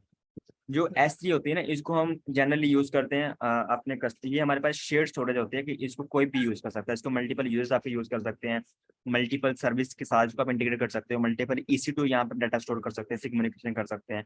ये हमारे पास होती है एक जनरल सर्विस जिसको हम कहते हैं S3। एक हमारे पास होती है EBS वॉल्यूम होता है जिसको हम कहते हैं ब्लॉक लेवल स्टोरेज। ये हमारे पास अटैच होती है, ये सेम वही काम करती है जिस तरह हम अपना लैपटॉप लेने जाए बाजार से, तो वहाँ पे हम अपने उसके साथ एक ड्राइव अटैच करवाते हैं। ठीक है, एक स्टोरेज हमारे लैपटॉप से लगी होती है जिसको हम हार्ड ड्राइव, SSD या SSD भी कहते हैं। इसी तरह जो हमारी वर्चुअल मशीन होती है उसके साथ जो एक ड्राइव अटैच होती है वो ये होती है EBS। ठीक है, तो इसका अलग से पर्पज होता है। हम अपने EC2 के साथ इसको हम अटैच नहीं करवा सकते S3 को या EFS को, इनके पर्पज अलग होते हैं। ठीक है, ये शेयर्ड स्टोरेज होती हैं, बट जो EBS होती है ये शेयर्ड स्टोरेज नहीं होती, ये आपकी वर्चुअल मशीन के साथ ही अटैच होती है। बट जो S3 होती है ये हमारे पास एक जनरल स्टोरेज होती है, एक ग्लोबल स्टोरेज होती है, एक ऑब्जेक्ट लेवल स्टोरेज होती है जिसको कोई भी यूज कर सकता है। इसी तरह हमारे पास एक होती है इलास्टिक फाइल सिस्टम, जो हम यूज, ये भी हमारे पास एक तरह की ऑब्जेक्ट लेवल स्टोरेज होती है जहाँ पे हम अपने फाइल्स को शेयर करने, डिफरेंट सर्वर के दरमियान हम अगर कोई शेयर स्टोरेज बनाना चाहते हैं अपने सर्वर्स के दरमियान, जहाँ पे वो सिक्योर तरीके से फाइल्स को शेयर कर सकें, रिसीव कर सकें, सेंड कर सकें, तो वो हम कहते हैं EFS। तो उस स्टोरेज को हम कहते हैं EFS, जिसको हम कहते हैं इलास्टिक फाइल सिस्टम। ठीक है, इसके अलावा एक और शेयर स्टोरेज होती है जिसका नाम होता है FSX। उसके अंदर और EFS के अंदर क्या डिफरेंस होता है वो जब इसका टॉपिक आगे तो अब हम जाकर उसको आगे डिस्कस करेंगे। फिर हमारे पास होता है एक ग्लेशियर सर्विस होती है। ग्लेशियर सर सर्विस जी, सर EFS दोबारा बता दीजिए, क्लियर नहीं हुआ EFS। हाँ, EFS आपके पास होता है कि जिस तरह आप जो है ना, हमने बोला कि जो EBS स्टोरेज होती है, जो EBS स्टोरेज होती है ना आपके पास, वो क्या काम करती है, वो आप मल्टीपल सर्वर के दरमियान शेयर नहीं कर सकते। ठीक है, अगर आपके पास 2 3 4 5 EC2 बने हुए हैं यहाँ पे, तो आप जो है ना इसके साथ एक EBS वॉल्यूम अटैच होगा, इसके साथ इसका अपना होगा, इसके साथ इसका अपना वॉल्यूम अटैच होगा। इस तरह हमारे पास अपने लैपटॉप के साथ एक वॉल्यूम अटैच होता है। ठीक है, तो उसको हम डीटैच करके फिर अटैच कर सकते हैं दूसरे के साथ, लेकिन एक ही टाइम में उसको हम दूसरे के साथ अटैच नहीं कर सकते अपने हार्ड ड्राइव को। इसी तरह जो हार्ड ड्राइव EBS वॉल्यूम होता है ये हर एक के साथ अटैच होता है, हर एक वर्चुअल मशीन के साथ। बट अगर यहाँ पे हम कोई शेयर्ड फाइल स्टोरेज बनाना चाहते हैं, शेयर्ड स्टोरेज या कोई ऐसी स्टोरेज जिसको तमाम EC2 यूज कर सकें, ये भी यूज कर सके, ये भी यूज कर सके, और ये भी इसको इसके ऊपर एक ही वक्त में तमाम काम परफॉर्म कर सके, तो उसको हम कहते हैं EFS, इलास्टिक फाइल सिस्टम। तो ये शेयर्ड स्टोरेज होती है जहाँ पे फाइल को शेयर करने के लिए हम इसको यूज करते हैं, जिस मल्टीपल सर्वर इसको एक्सेस करते हैं।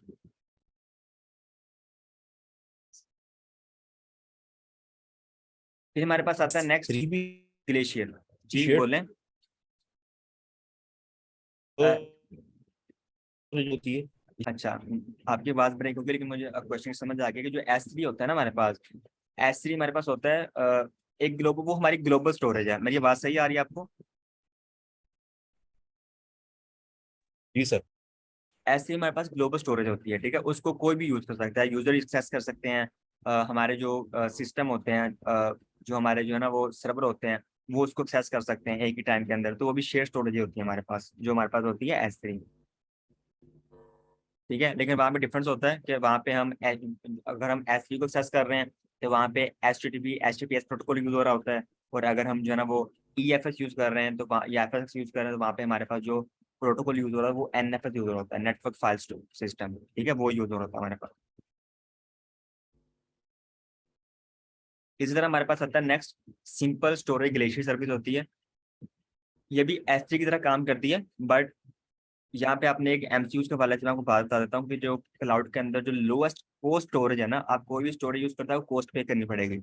बट क्लाउड के अंदर जो हमारे पास लोएस्ट कोस्ट स्टोरेज है वो हमारे पास है simple storage service, glacier service है हमारे पास। ठीक है, अगर आपको कोई ऐसा डाटा है जो आपने स्टोर करना है फॉर लॉन्ग टर्म के लिए, लॉन्ग टर्म बैकअप बनाने हैं आपने या सेकेंडरी बैकअप बनाने हैं आपने, तो उसके लिए फिर हम क्या करते हैं, डाटा को आपने आर्काइव करना है, जिस तरह आर्काइविंग डाटा होता है जिसको हम कभी कभार एक्सेस करते हैं, तो उसको फिर हम कहाँ पे स्टोर करते हैं, ग्लेशियर के अंदर स्टोर करते हैं। कोई ऐसा डाटा जो आपके यूजर डेली बेस पे उसको एक्सेस कर रहे होते हैं, उसको तो हम S3 के अंदर स्टोर कर सकते हैं।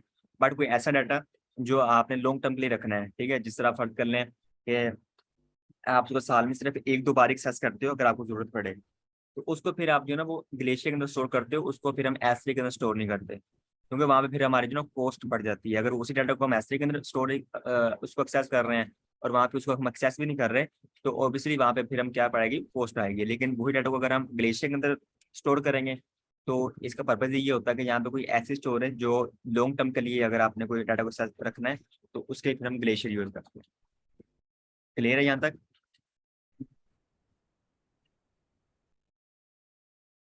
Yes sir.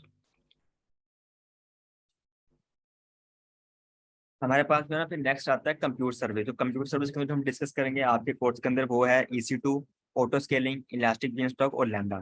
ठीक है, ये कुछ सर्विसेज हैं, इसको हम डिस्कस करेंगे। EC2 क्या होता है, एक वर्चुअल मशीन होती है जो आप बनाते हो क्लाउड के ऊपर।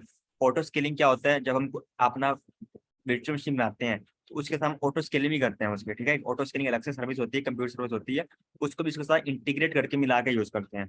तो हम कभी भी EC2 का बना लेंगे तो उसके साथ अगर हम लोड बैलेंसिंग या ऑटो स्केलिंग यूज नहीं कर रहे, तो ये जो है ना वहाँ पे फिर हमें डिफरेंट कॉस्ट के हवाले से फिर हमें देखना पड़ता है कि हम चीज़ों को स्केलेबिलिटी देखने के लिए और चीज़ों को हाई अवेलेबिलिटी के लिए फिर हम इस तरह की जो चीज़ें होती हैं, इस तरह की जो सर्विसेज होती हैं, उनको इंटीग्रेट करके यूज करते हैं। तो ऑटो स्केलिंग क्या काम करती है, ऑटो स्केलिंग यही काम करती है, मैंने आपको बताया था कि ऑन डिमांड जिस तरह हम यूज करते हैं कि अगर आपने 2 EC2 बनाए हुए हैं और 2 EC2 बनाने के बाद आपके सर्वर के ऊपर ट्रैफिक इंक्रीज हो गई है, तो ऑब्वियसली आपके सर्वर को जो आप उनको भी आपको इंक्रीज करना पड़ेगा। आप चाहते हैं कि मैं उनको मैनुअली इंक्रीज ना करूं, ऑटोमेटिकली वो इंक्रीज हो जाए, ठीक है। जैसे मेरे ट्रैफिक इंक्रीज हो, हमारे सर्वर इंक्रीज हो जाए, और जैसे ट्रैफिक डिक्रीज हो तो मेरे सर्वर दोबारा से क्या हो जाए, ऑटोमेटिक डिक्रीज हो जाए। उसके लिए फिर हम क्या यूज करते हैं, ऑटो स्केलिंग सर्विस यूज करते हैं। और करने आपके पास यहाँ पे 3 सर्वर चल रहे हैं, ठीक है। यहाँ पे आपको कितने सर्वर चल रहे हैं, 3 सर्वर चल रहे हैं। अब आपकी जो ट्रैफिक है ना वो यहाँ पे अज्यूम कर लेते हैं 300 ट्रैफिक आ रही है, और लोड बैलेंस की हम उसके साथ यूज किया है, तो उसकी मदद से क्या हो रहा है, 100 ट्रैफिक यहाँ आ रही है, 100 रिक्वेस्ट इस सर्वर के ऊपर आ रही है और 100 रिक्वेस्ट इस सर्वर के ऊपर आ रही है। और ये की मैक्सिमम कैपेसिटी है, इससे ज्यादा ये हैंडल नहीं कर सकते, ठीक है। 100 से ज्यादा ये ट्रैफिक को हैंडल नहीं या मैनेज नहीं कर सकते। तो यहाँ पे ट्रैफिक जो है वो 600 हो जाए हमारे पास, तो फिर क्या होगा, फिर ऐसा होगा कि वहाँ पे फिर ऑटो स्केलिंग यूज करते हैं। ऑटो स्केलिंग से क्या होगा कि हमारे 3 सर्वर और बन जाएंगे ऑटोमेटिकली। ऑटो स्केलिंग से 3 सर्वर हमारे और बढ़ जाते हैं। ट्रैफिक जो है वो बाहर डिस्ट्रीब्यूट हो जाती है, 100 यहाँ पे, 100 यहाँ पे और 100 यहाँ पे, ठीक है। इस तरह ट्रैफिक डिस्ट्रीब्यूट हो जाती है। तो फर्स्ट कर लें जो ट्रैफिक 600 हुई थी ना, ये सिर्फ 5 मिनट के लिए हुई थी, 5 मिनट के लिए। उसके बाद दोबारा ट्रैफिक नॉर्मल हो गई, 300 हो गई। तो ऑटो स्केलिंग फिर काम करेगी, इनको टर्मिनेट कर देगी, ये जो सर्वर होंगे इनको टर्मिनेट कर देगी, और हमारी जो ट्रैफिक होगी दोबारा इसी सर्वर के ऊपर शिफ्ट हो जाएगी, लोड बैलेंसर के थ्रू इक्वली डिस्ट्रीब्यूट हो जाएगी। तो एक कॉन्सेप्ट होता है ऑटो स्केलिंग का। तो एक ओवरव्यू अभी हमने किया, तो इसकी हम लैब भी इंशाल्लाह परफॉर्म करेंगे।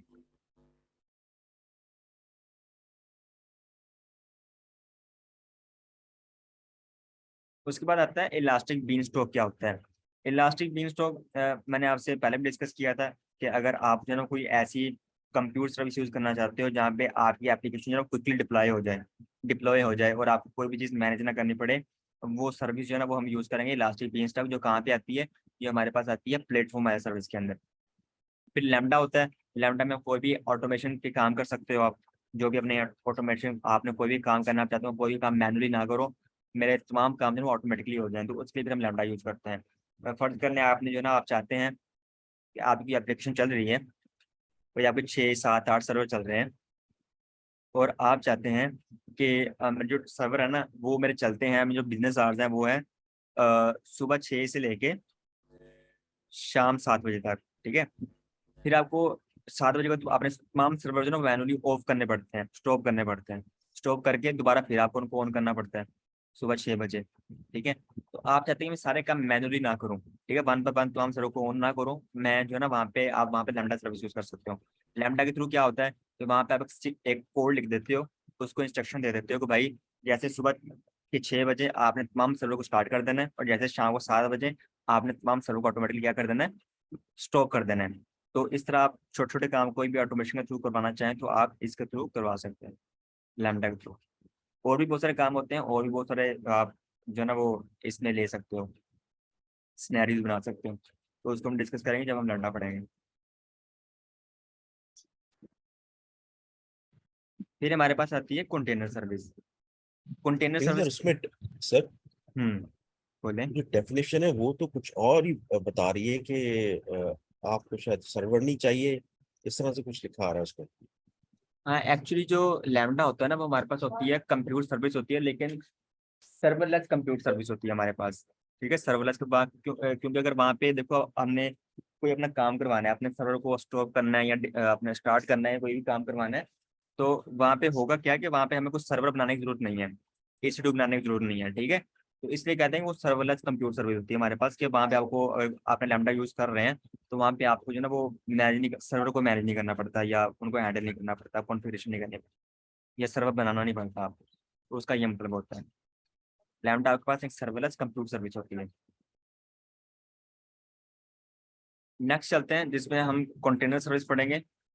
कंटेनर सर्विस के अंदर क्या आता है, कंटेनर सर्विस है ना वो डिफरेंट चीजें आती हैं। लाइक आपके पास आ जाता है ECS आ जाता है, ECR आ जाता है, EKS, तो फॉरगेट, ये भी बहुत कॉन्सेप्ट होते हैं जो इसको एक लाइन के अंदर ही पढ़ लेना ज्यादती होगी। ठीक है, क्योंकि जो डेवऑप्स इंजीनियर होते हैं वो सारे इन्हीं चीज़ों को इनके ऊपर ये स्किल्स होती हैं जो वो सीखते हैं, और जहाँ पे उनको महीनों के हिसाब से, सालों के हिसाब से लग जाता है टाइम। ठीक है, तो बहुत ये वास्ट कॉन्सेप्ट होता है हमारे पास कॉन्टेनराइजेशन का। हमने पहले ये बात डिस्कस की थी कि हम सबसे पहले क्या कॉन्सेप्ट है हमारे पास कि हम अपनी एप्लीकेशन को EC2 के ऊपर चलाएंगे, क्लाउड के ऊपर। फिर हमारे पास नेक्स्ट कॉन्सेप्ट है कि हम अपनी एप्लीकेशन को कंटेनर के ऊपर चलाएंगे। ठीक है, हम अपनी एप्लीकेशन को EC2 के बजाय कंटेनर्स के ऊपर चलाएंगे, अपनी एप्लीकेशन को कंटेनराइजेशन बनाएंगे। उसके बाद कॉन्सेप्ट आया कि अब हम एप्लीकेशन को कंटेनर के ऊपर ना चलाने के बजाय कहाँ पे चलाएंगे, कुबरनेटी के ऊपर चलाएंगे। तो अभी अभी जो मार्केट के अंदर जो मोस्टली यूज हो रहा है वो कुबरनेटी भी हो रहा है, जितनी एप्लीकेशन है वो इसके ऊपर ही रन हो रही है, कुबरनेटी के ऊपर। ये हम टेक्नोलॉजी यूज कर रहे हैं। फिर एक होता है फॉरगेट। फॉरगेट क्या होता है, ये आपके पास सर्वरलेस, जिस तरह हमारे पास लैम्डा है ना, लैम्डा को हम क्या कहते हैं, सर्वरलेस कंप्यूट सर्विस। इसी तरह फॉरगेट को हम क्या कहते हैं, सर्वरलेस कंटेनर सर्विस। जहाँ पे सर्वरलेस का कॉन्सेप्ट आ जाए ना, वहाँ पे उसका मतलब क्या होता है, उसका मतलब ये होता है कि वहाँ पे आपको चीज़ों को मैनेज नहीं करना पड़ता है, हैंडल नहीं करना पड़ता, सर्वर बनाना नहीं पड़ता आपको वहाँ पे। ठीक है, उसका मतलब ये होता है। तो ये एक छोटा सा कॉन्सेप्ट है, तो अभी आप सिर्फ इतने पढ़ लें। ECS, EKS, एक ECR होता है। ECR क्या होता है कि जिस तरह आप EC2 बनाते हो, EC2 बनाने के लिए आपको जो ना एक ऑपरेटिंग सिस्टम लेना पड़ता है। तो ऑपरेटिंग सिस्टम को हम क्या कहते हैं, AMI, जहाँ पे वो स्टोर होता है जाके। ठीक है, Amazon मशीन, इमेज। इसी तरह जब हम कंटेनर बनाते हैं तो कंटेनर का अपना ऑपरेटिंग सिस्टम नहीं होता। ठीक है, यहाँ पे एक कॉन्सेप्ट आ जाता है, एक कॉन्सेप्ट आ जाता है। जिस तरह हम क्लाउड के ऊपर क्यों आए, हम हार्डवेयर को वर्चुअलाइज करने के लिए आए। ठीक है, वहाँ पे हमें कोई भी हार्डवेयर बाय नहीं करना पड़ता, इसलिए हम कंटेनर के ऊपर इसलिए आए क्योंकि वहाँ पे हमारा ऑपरेटिंग सिस्टम वर्चुअलाइज हो जाए। कंटेनर का अपना वर्चुअल ऑपरेटिंग सिस्टम नहीं होता, तो वहाँ पे कोई हम ऐप, कोई ऐसी चीज, कोई ऐसा कंटेनर, उसके ऊपर हमारी एप्लीकेशन चल रही है किसी ऐसी सर्वर के ऊपर जहाँ पे उसका ऑपरेटिंग सिस्टम ही नहीं है। ठीक है, तो ये भी यहाँ पे कॉन्सेप्ट होता है। तो वहाँ पे हम उसका ऑपरेटिंग सिस्टम लेने के लिए फिर डिफरेंट इमेज बनी होती हैं। वो इमेज जहाँ पे जाके स्टोर होती हैं उसको हम कहते हैं ECR, इलास्टिक कंटेनर रजिस्ट्री। जिस तरह डोकर हब होता है, गिटहब होता है, रिपोजिटरी बनी होती हैं। ठीक है, इसी तरह ये रिपोजिटरी बनी होती है, अमेजोन की अपनी रिपोजिटरी होती है ECR के नाम से, इलास्टिक कंटेनर रजिस्ट्री। कि अगर आपने ECS सर्विस यूज करनी है, कंटेनर बनाना है, तो कंटेनर के लिए आपको कौन सा ऑपरेटिंग सिस्टम चाहिए, वो आप कहाँ से लोगे, वो इमेज कहाँ से उठाओगे, वो आप ECR से उठाओगे। ठीक है, तो ये जो कंटेनराइजेशन होती है ना, ये ओपन सोर्स टूल भी होते हैं कि अगर आपने एप्लीकेशन को कंटेनराइजेशन बनाना है, कंटेनर को रन करवाना है, कुबरनेटी के ऊपर चलाना है, तो आप क्लाउड की सर्विस भी यूज कर सकते हो। जिस तरह AWS हो गया, एज्योर हो गया, गूगल हो गया, तो इनके अपने कंटेनर सर्विस भी होती हैं, कंटेनर सर्विस, कुबरनेटी सर्विस भी होती हैं। लेकिन अगर आपने ओपन सोर्स टूल यूज करना है तो आप वो भी कर सकते हो, डॉकर कंटेनर हो गया। ठीक है, इस तरह डिफरेंट चीजें होती हैं, तो वो भी यूज कर सकते हो आप।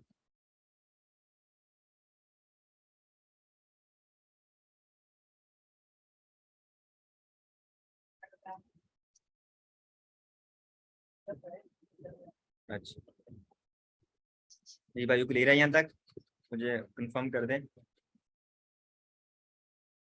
मैंने आपको एक छोटा कॉन्सेप्ट देता हूँ, लाइक यहाँ पे देखो, कि फर्ज कर लें हम जो है ना कोई बाहर से हमने कोई एक कंटेनर मंगवाना है, ठीक है, बाहर से कोई शिप आ रही है, और फर्ज कर लें उस शिप के अंदर जो है ना, उस शिप के अंदर कोई भी कंटेनर नहीं है, उस शिप के अंदर हमने तमाम सामान लोड किया हुआ है, शीशे का सामान भी उसके अंदर है, गाड़ियां भी उसी के अंदर है, मोटरसाइकिल भी उसी के अंदर है, लोहे का सामान भी उसी के अंदर है, स्टील का सामान भी, एल्यूमिनियम का सामान भी उसी के अंदर है।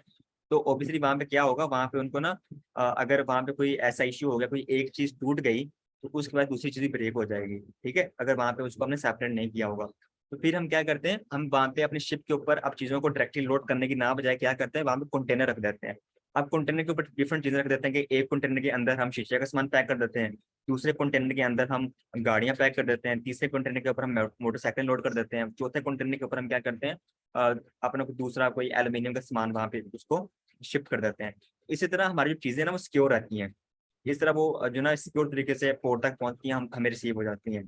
सेम यही कॉन्सेप्ट जो ना वो एप्लीकेशन के लिए आईटी क्लाउड के अंदर के, अगर हम कंटेनर का बगैर एप्लीकेशन यूज कर रहे हैं तो वहाँ पे उसको मैनेज करना, उसको रन करना थोड़ा सा मुश्किल होता है, लेकिन हाँ अगर हम कंटेनराइजेशन एप्लीकेशन यूज कर रहे हैं तो ऑब्वियसली वहाँ पे उसको मैनेज करना, उसको हैंडल करना हमारे लिए जो ना आसान हो जाता है, तो इसलिए हम कंटेनर यूज करते हैं।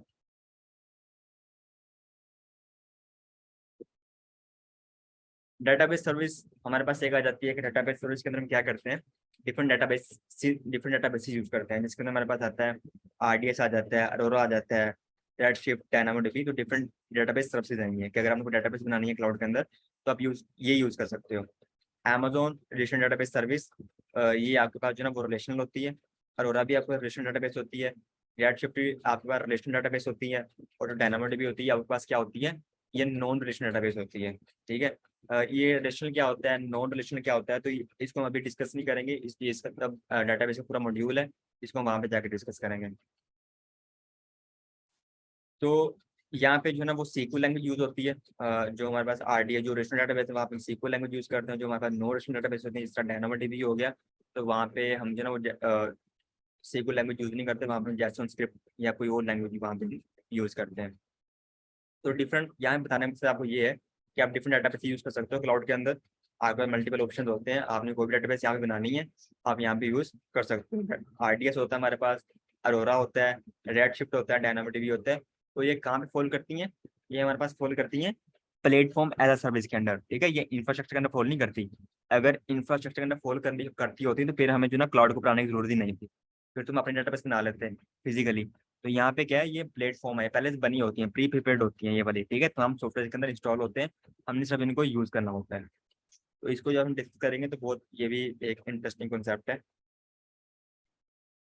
फिर हमारे पास आता है सर जी, सर काइंडली डेटाबेस पे दोबारा जाइएगा।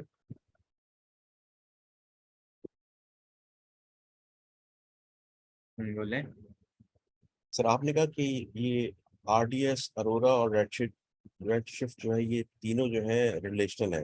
हम्म तो अगर ये तीनों रिलेशन है तो इनमें बुनियादी फर्क क्या है, ऐसे ही अगर शॉर्ट अगर हम बात करें तो। ठीक है। जो आरडीएस और अरोरा को पहले ले लो कि जो आरडीएस और अरोरा है ना आपका सेम काम करती है, ठीक है।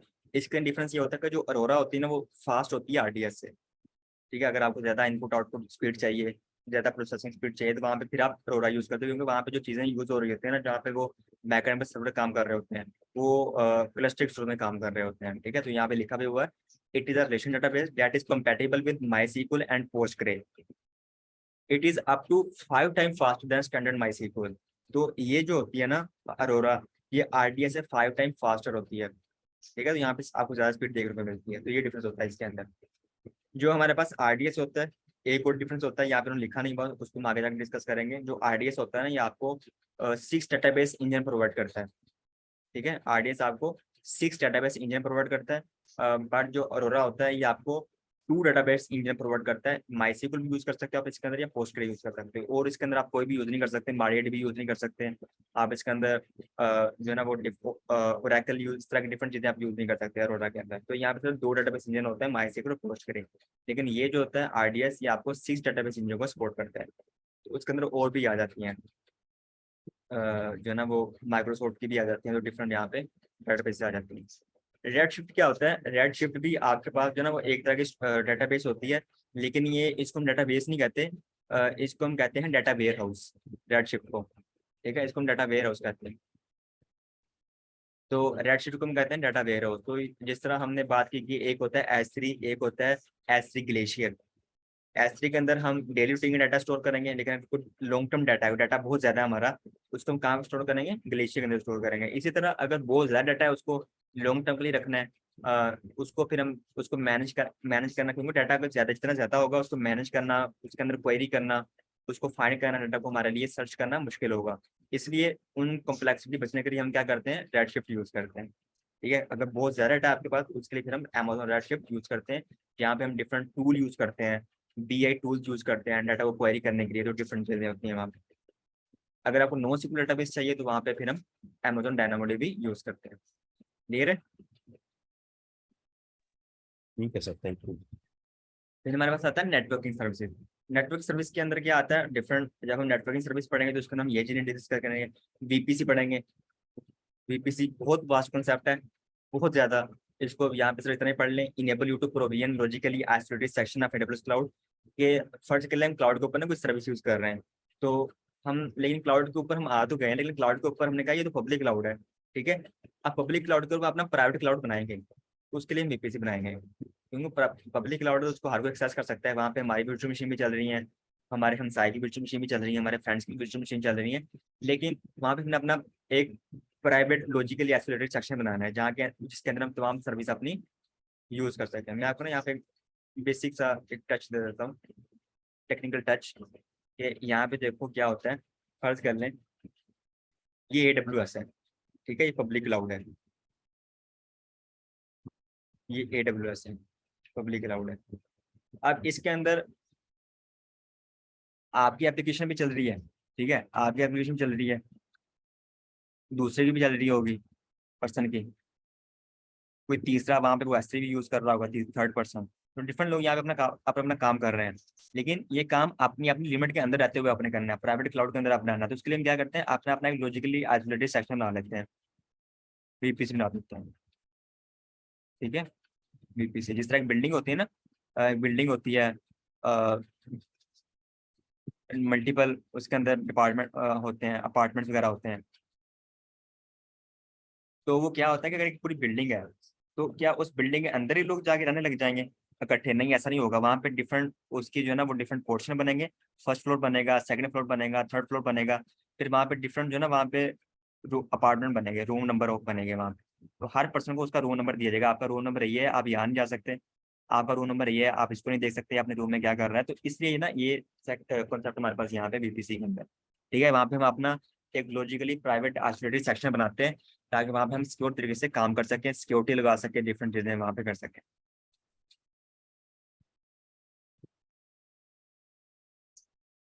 फिर हम पढ़ते हैं लोड बैलेंसिंग। लोड बैलेंसिंग क्या होता है? लोड बैलेंसिंग आपके पास एक चीज होती है कि हमारे पास जो है ना, हमने पढ़ा था कि जब हम कोई EC2 बनाते हैं, तो EC2 बनाने से बात खत्म नहीं हो जाती। जब EC2 हम बनाते हैं तो उसके लिए फिर हमें क्या करना पड़ेगा?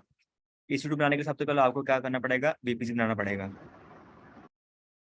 आप VPC बनाएंगे, VPC के अंदर आप सबनेटिंग करेंगे, ये भी कॉन्सेप्ट पढ़ेंगे आगे जाके। यहाँ पे आप अपना सर्वर बना लेंगे, EC2 बना लेंगे। ठीक है, आप EC2 तो हमने यहाँ पे बना लिया, लेकिन क्या उसको बना के हम छोड़ देंगे एप्लीकेशन उसको रन करके? नहीं, ऐसा नहीं हम करेंगे। हम क्या करेंगे? उसके बैकएंड पे पूरा काम करेंगे, ताकि अगर ट्रैफिक इंक्रीज हो या डिक्रीज हो तो उसको किस तरह मैनेज करना है, तो ये भी हम उसके साथ ही कर देंगे। उसके बाद फिर हम लोड बैलेंसिंग यूज करेंगे। लोड बैलेंसिंग क्या काम करती है कि फर्ज को आपके यहाँ पे 2 सर्वर चल रहे हैं, एक यहाँ पे चल रहा है और एक यहाँ पे चल रहा है, 2 सर्वर आपके चल रहे हैं। आपकी ट्रैफिक जो है वो इंटरनेट से आ रही है, आपकी ट्रैफिक आ रही है यहाँ से 200 आ रही है ट्रैफिक, 200 रिक्वेस्ट आ रही है, ज्यूम कर लेते हैं। तो इनको इक्वली डिस्ट्रीब्यूट कौन करता है? लोड बैलेंसर करता है, जिससे क्या होता है 100 रिक्वेस्ट आपकी यहाँ पे चले जाती हैं और 100 रिक्वेस्ट आपकी यहाँ इस सर्वर के ऊपर चले जाती हैं। तो इक्वली डिस्ट्रीब्यूट कर देता है आपकी रिक्वेस्ट को, ताकि एक ही सर्वर के ऊपर बर्डन ना पड़े। अगर तमाम रिक्वेस्ट एक ही सर्वर के ऊपर चले जाएंगे तो डाउन हो जाएगा, रिस्पॉन्ड नहीं करेगा। ठीक है, और ये भी चल रहा है, इसका भी कोई फायदा नहीं होगा हमें। तो इसलिए फिर हम वहाँ पे क्या करते हैं, अपना जो है ना वहाँ पे लोड बैलेंसिंग यूज करते हैं। जी हारून पूछे। सर ये लोड बैलेंसिंग और वो जो ऑटो स्केलिंग था, ये एक ही प्रोसेस नहीं है? नहीं, हम जो है ना, अगर हम कोई EC2 बनाया हुआ ना, अगर हम चाहते हैं कोई अच्छा इंफ्रास्ट्रक्चर हम बनाए, तो हम मोस्टली क्या करते हैं? लोड बैलेंसर भी यूज करते हैं और साथ ऑटो स्केलिंग भी यूज करते हैं। 2 अलग अलग सर्विस हैं, ठीक है, लोड बैलेंसर और ऑटो स्केलिंग 2 अलग अलग सर्विस हैं, बट इनको हम दोनों को बनाते हैं। ठीक है, EC2 सब मिला के यूज करते हैं इनको। लोड बैलेंसर क्या करता है, आपके ट्रैफिक को इक्वली डिस्ट्रीब्यूट करता है, लेकिन ऑटो स्केलिंग क्या करता है, ऑटो स्केलिंग आपके सर्वर को इंक्रीज और डिक्रीज करता है। ये डिफरेंस होता है इसके अंदर सिर्फ। ठीक है, अब फर्ज करो इनकी 100 कैपेसिटी है, ये मजीद रिक्वेस्ट हैंडल नहीं कर सकते। अगर फर्ज करो वहाँ पे जो है ना वो 50 रिक्वेस्ट और आ जाती हैं, तो फिर ऑटो स्केलिंग वहाँ पे काम करेगा। ऑटो स्केलिंग क्या करेगा, एक और सर्वर बनाएगा, तो 3 सर्वर बन गए हमारे पास यहाँ पे। फिर लोड बैलेंसर क्या करेगा, उन 150 ट्रैफिक को 3 बिट डिवाइड करके जो भी आंसर आएगा उसको इक्वली डिस्ट्रीब्यूट कर देगा तो तीनों सर्वर के ऊपर। ठीक है, तो इस तरह डिफरेंट चीजें यहाँ पे हम इंटीग्रेट करके यूज कर रहे हो। तो बहुत अच्छा कॉन्सेप्ट, जब आप इसके ऊपर रियल टाइम में काम करोगे ना, जब चीज़ों खुद बनाओगे चीज़, तो बहुत मजा आता है इसके ऊपर करने का। अभी मैं भी थोड़ा सा बोर हो रहे हो, बट जो ना इसके अंदर अगर हैंड ऑन करोगे तो बहुत इंटरेस्टिंग चीजें होती हैं वाली। स्पेशली स्पेशली स्पेशली जब आप जो है ना वो कंटेनर्स के ऊपर और कुबरनेटिस के ऊपर काम करते हो, तो वो थोड़ी टेक्निकल होती हैं, बट जो है ना वो उसके ऊपर जो है ना बहुत एक इंटरेस्टिंग चीज होती है वो वाली। क्लाउड फ्रंट हमने पढ़ लिया क्या होता है। आपके पास एक CDN सर्विस होती है जो क्या काम करती है, आपके यूजर को डाटा फास्ट डिलीवर करती है, जल्दी डिलीवर करती है। इसको यूज करते हुए, एज एजुकेशन को यूज करते हुए, तो यहाँ पे सिर्फ ये यहाँ पे याद रखें, with low latency and high transfer speed. Transit gateway क्या होता है, इसको अभी यहाँ पे हम नहीं पढ़ रहे क्योंकि अभी हमने जो है ना वो VPC और वो सारी डिस्कस नहीं की। तो एक ट्रांजिट गेटवे भी होती है हमारे पास service, enable customer to connect their virtual clouds and their own network to a single gateway. अगर आपकी मल्टीपल चीजें बनी हुई हैं, आप हाइब्रिड क्लाउड यूज कर रहे हैं, तो वहाँ पे आपके मल्टीपल VPC बने हुए हैं। ठीक है, मल्टीपल VPC बने हुए हैं, मल्टी रीजन के बने हुए हैं, आप उन तमाम को आपस में कनेक्ट करना चाहते हो। कुछ रीजन आपके कुछ चीजें आपकी USA के अंदर बनी हैं, कुछ आपकी UAE के अंदर बनी है, कुछ आपकी ऑन प्रेमिस में बनी है। आप उन तमाम को आपस में एक तरह जोड़ना चाहते हो, कनेक्ट करवाना चाहते हो, तो वहाँ पे फिर हम क्या करते हैं, ट्रांजिट गेटवे यूज करते हैं। फिर हमारे पास एक और कंसेप्ट आता है राउट 53। राउट 53 एक जो है ना वो DNS सर्विस होती है ना हमारे पास, DNS सर्विस जो क्या काम करती है, हमारी जो भी डोमेन होता है उसको IP में कन्वर्ट करके हमारी ट्रैफिक को लेके जाती है उस सर्वर के ऊपर। इसलिए राउट 53 होता है scalable DNS web service that design to give you reliable way to route end users to interact with applications. It translate, ये देखो इसका जो पर्पस यहाँ पे लिखा हुआ है, it translate domain name into IP address. ठीक है, हम जो भी यहाँ पे सर्च करते हैं facebook.com, google.com, amazon.com, तो एक्चुअली वो हमें पता होता है, लेकिन वो जो डोमेन होती है वो जिस सर्वर के ऊपर होस्ट होती है वो हमें नहीं पता होता, उसका IP नहीं पता होता, हम याद नहीं रख सकते। ठीक है, तो वो जो फिर क्या बैकएंड में क्या काम, जो DNS सर्वर चल रहे होते हैं वो काम करता है बैकएंड के ऊपर, हमारी जो डोमेन नेम होता है ना उसको IP में कन्वर्ट करते हैं। जो राउट 53 भी यही काम करता है हमारे पास। सर जी से ट्रांजिट गेटवे जो है ये बेसिकली जो अमेजोन पे जो हम अपना बनाएंगे EC2 और जो हमारा ऑन प्रेमिस दोनों कनेक्ट करने के लिए यूज होता है। कनेक्ट करने के लिए तो उनको आपस में कम्युनिकेशन के लिए नहीं होता, लेकिन उनको एक सेंट्रलाइज प्लेस पे लाने के लिए हम उसको यूज करते हैं। ठीक है, ताकि हम चीजों की एक ही जगह, अगर बहुत सारी चीजें हमारी बिखरी हुई है, ठीक है, फर्ज कर लो मैं आपको ना बिल्कुल आसान सी एग्जाम्पल देता हूँ जनरल से।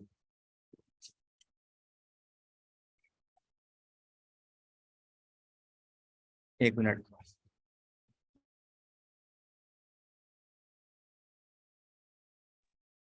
आप यहाँ पे ये देखेंगे आपके ना कुछ आप समझ लें लोहे के पीसीज आप देख लें। ठीक है, आप एग्जांपल ले लें लोहे के पीसीज की, कुछ लोहे के पीसीज आपके पास, ठीक है, आयरन के, कुछ आपके पास यहाँ पड़े हुए हैं, कुछ आपके पास यहाँ पड़े हुए हैं, कुछ आपके पास यहाँ पड़े हुए हैं, कुछ यहाँ पड़े हुए हैं, कुछ यहाँ पड़े हुए हैं, डिफरेंट चीज़ों में वो मतलब स्कैटर्ड है, फैले हुए हैं। ठीक है, आपको पता नहीं मेरे वो कहाँ पड़े हुए हैं। फिर आप क्या करते हो, एक सेंट्रलाइज मैग्नेट यूज करते हो। मैग्नेट क्या काम करेगा, तमाम जो भी लोहे की पीसीज को इनके साथ आके इंटरेक्ट हो जाएंगे। ठीक है, अब आपने जब भी देखना हो उनको तो कहाँ से देख सकते हो, ये जो मैग्नेट होगा यहाँ देख सकते हो कि इसके साथ क्या क्या कौन कौन से पीसेस अटैच है मेरे आयरन के। ठीक है, तो इसलिए अगर आपके पास बहुत सारा एक बड़ा इन्वायरमेंट है कि आपके BPC चल रहे हैं डिफरेंट रीजन के अंदर, आपका ऑन प्रेमिस नेटवर्क भी चल रहा है, ठीक है, आपके जो है ना वो बकेट भी डिफरेंट चीजें हैं, तो उनको आप जो है सेंट्रलाइज प्लेस पे लाने के लिए ये यूज करते हो ट्रांजिट गेटवे, ताकि आपको एक ही जगह से सबको मैनेज कर सको, हैंडल कर सको। ठीक है, इसलिए हम जब ट्रांसपोर्ट गेटवे यूज करते हैं। अगर आपका इंफ्रास्ट्रक्चर बहुत ज़्यादा बड़ा है तो तब हम यूज़ करते हैं उसको।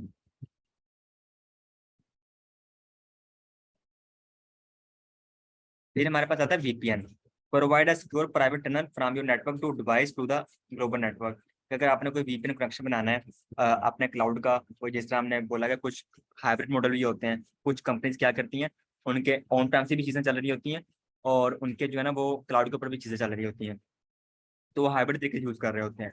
तो अगर चल रही हैं कुछ चीज़ें उनकी ऑन टाइम से चल रही हैं, कुछ क्लाउड के ऊपर चल रही हैं, तो उनको आपस में कनेक्ट भी किया होना जाना चाहिए, ठीक है। तो वो जो कनेक्शन होता है ना, वहाँ पे एक कनेक्शन बिल्ड करते हैं अपने क्लाउड को ऑन प्रेम से अटैच करने के लिए, वहाँ पे हम कहते हैं VPN, वर्चुअल प्राइवेट नेटवर्क। एक नेटवर्क बनाते हैं, VPN कनेक्शन बनाते हैं, जिससे क्या होता है टनल्स क्रिएट होती हैं और उन टनल्स के थ्रू क्या होता है डाटा जो ट्रांसफर होता है ऑन प्रेम से क्लाउड के ऊपर और क्लाउड से ऑन प्रेम के ऊपर। फिर डायरेक्ट कनेक्ट होता है कि अगर आपने कोई VPN कनेक्शन बनाया हुआ है अपना और वहाँ पे आपको हाई इंटरनेट स्पीड चाहिए और आपको डेडिकेटेड प्राइवेट नेटवर्क चाहिए जिसको कोई और यूज़ ना कर सके, जिसको सिर्फ आप ही यूज़ करें, जहाँ पे आपको कॉस्ट भी कम पड़े नेटवर्क की और आपकी बैंडविड्थ भी इंक्रीज हो जाए इंटरनेट की, तो वहाँ फिर आप क्या यूज़ करते हो, डायरेक्ट कनेक्टेड सर्विस होती है वो आप यूज़ करते हैं, ठीक है। तो अगर आपने VPN कनेक्शन बनाया हो तो फिर हम जो ना वो ऑप्शनल चीज़ होती है डायरेक्ट कनेक्ट, अगर आप यूज़ करना चाहो तो आप इसके साथ यूज़ कर सकते हो।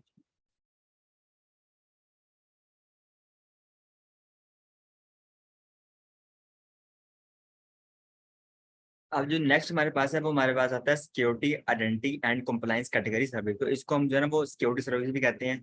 जो हमारा सिक्योरिटी मॉड्यूल होता है ये इसके अंदर तमाम चीजें आती हैं। तो इसके अंदर हम डिफरेंट चीजें यूज करते हैं। इसके अंदर IAM आता है हमारे पास, AWS ऑर्गेनाइजेशन आता है, कोग्निटो आता है, आर्टिफैक्ट आता है, KMS शील्ड आता है। तो डिफरेंट चीजें हम यहाँ पे यूज कर सकते हैं अपनी सिक्योरिटी को इंक्रीज करने के लिए, सिक्योरिटी को बढ़ाने के लिए। तो सिक्योरिटी के लिए कि आप जो भी मेजरमेंट करते हो आप इनमें से कोई ना कोई सर्विस यूज कर सकते हो। जिस तरह IAM होता है, IAM क्या होता है, आपने एस स्टोरेज बना दी है। अब एस स्टोरेज के अंदर अब आपने उसके ऊपर परमिशन भी साइन करनी है। आप एस स्टोरेज को हर कोई एक्सेस तो नहीं कर सकता, क्योंकि अगर हर कोई एक्सेस करेगा तो आपको बिल भी ज़्यादा आएगा। तो कौन कौन पर्सन एक्सेस कर सकता है आपकी S3 को, वो आपको देखना पड़ेगा, उसके ऊपर एक्सेस लगानी पड़ेगी। तो उसके लिए हम IAM यूज़ करते हैं, सिक्योरिटी सर्विस। अगर आपने कोई यूज़र क्रिएट करने हैं, अगर आपने अपने अकाउंट की एक्सेस किसी को देनी है, अगर मेरे पास अकाउंट है, आपके पास अकाउंट नहीं है, अगर मैं आपको एक्सेस देना चाहूँगा अपने अकाउंट की, तो मैं किसके थ्रू दूंगा, मैं IAM को यूज़ करूंगा। IAM सर्विस होती है, इसको यूज़ करूंगा। इसके थ्रू मैं क्या करूंगा, डिफरेंट यूज़र क्रिएट करूंगा। मैं आपको उसका क्रेडेंशियल दूंगा, उसको यूज़ करके मेरे अकाउंट के अंदर लॉगिन हो सकते हैं। आप मेरे अकाउंट के अंदर आ तो गए हैं, लॉगिन तो हो गए हैं।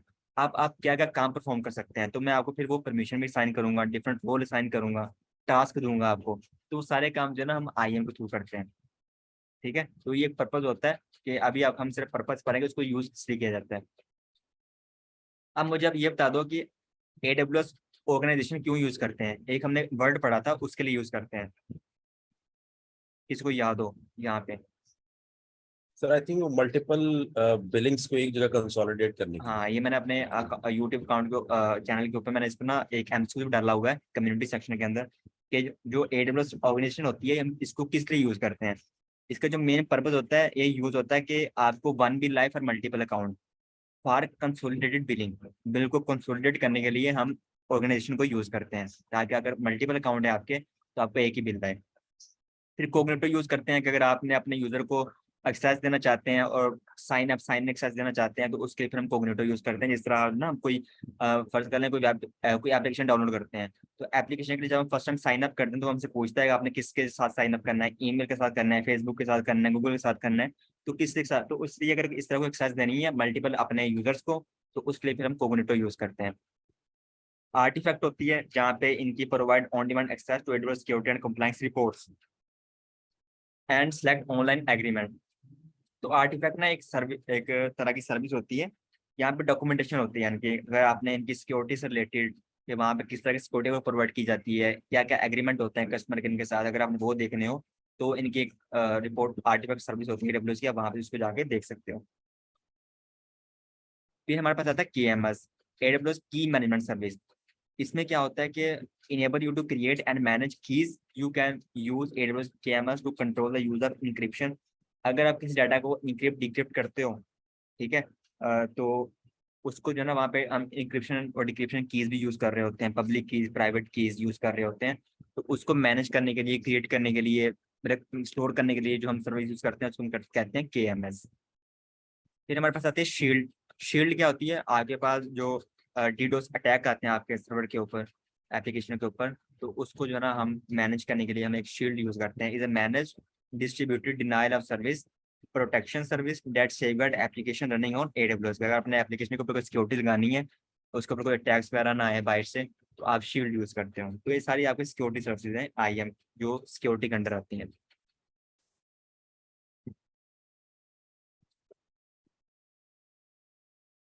फिर हमारे पास आता है कॉस्ट मैनेजमेंट सर्विसेज।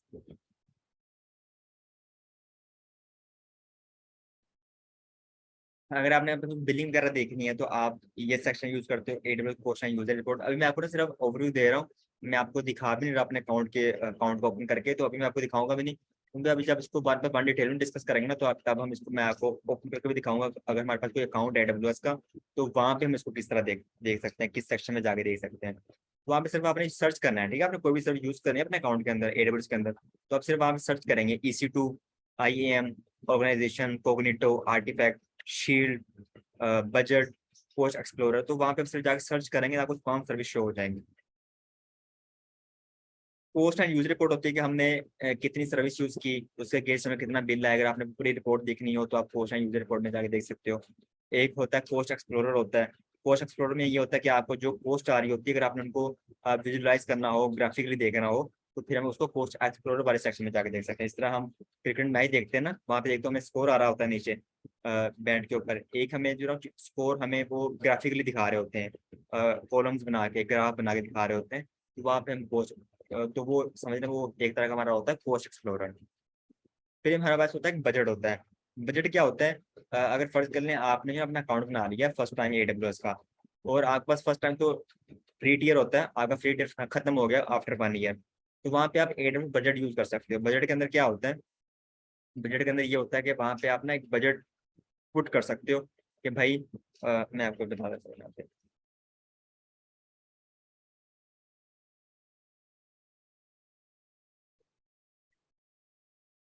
आपका कोई EC2 चल रहा है, ठीक है, आपका कोई EC2 चल रहा है,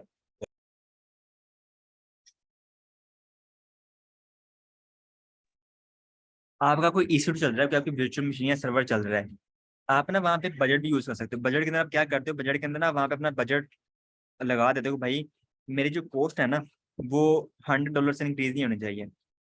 अगर मेरा कोई सर्वर चल रहा है, अगर मेरी कॉस्ट है ना वो $100 से इंक्रीज हो गई है, तो आपने मेरी सर्विस को बंद कर देना है, ठीक है। लेकिन इससे इंक्रीज नहीं होना चाहिए, मेरा जो कॉस्ट हो गई उससे इंक्रीज नहीं होना चाहिए। तो जैसे ही आपका सर्वर चलता रहेगा, कॉस्ट आपको आती रहेगी, $50 हो गई, $80 हो गई, $100 हो गई, तो आपकी सर्विस जो है ना वो क्या होगी, बंद हो जाएगी, क्योंकि आपकी मशीन बंद हो जाएगी, आपको इससे ज्यादा कॉस्ट नहीं आएगी, ठीक है।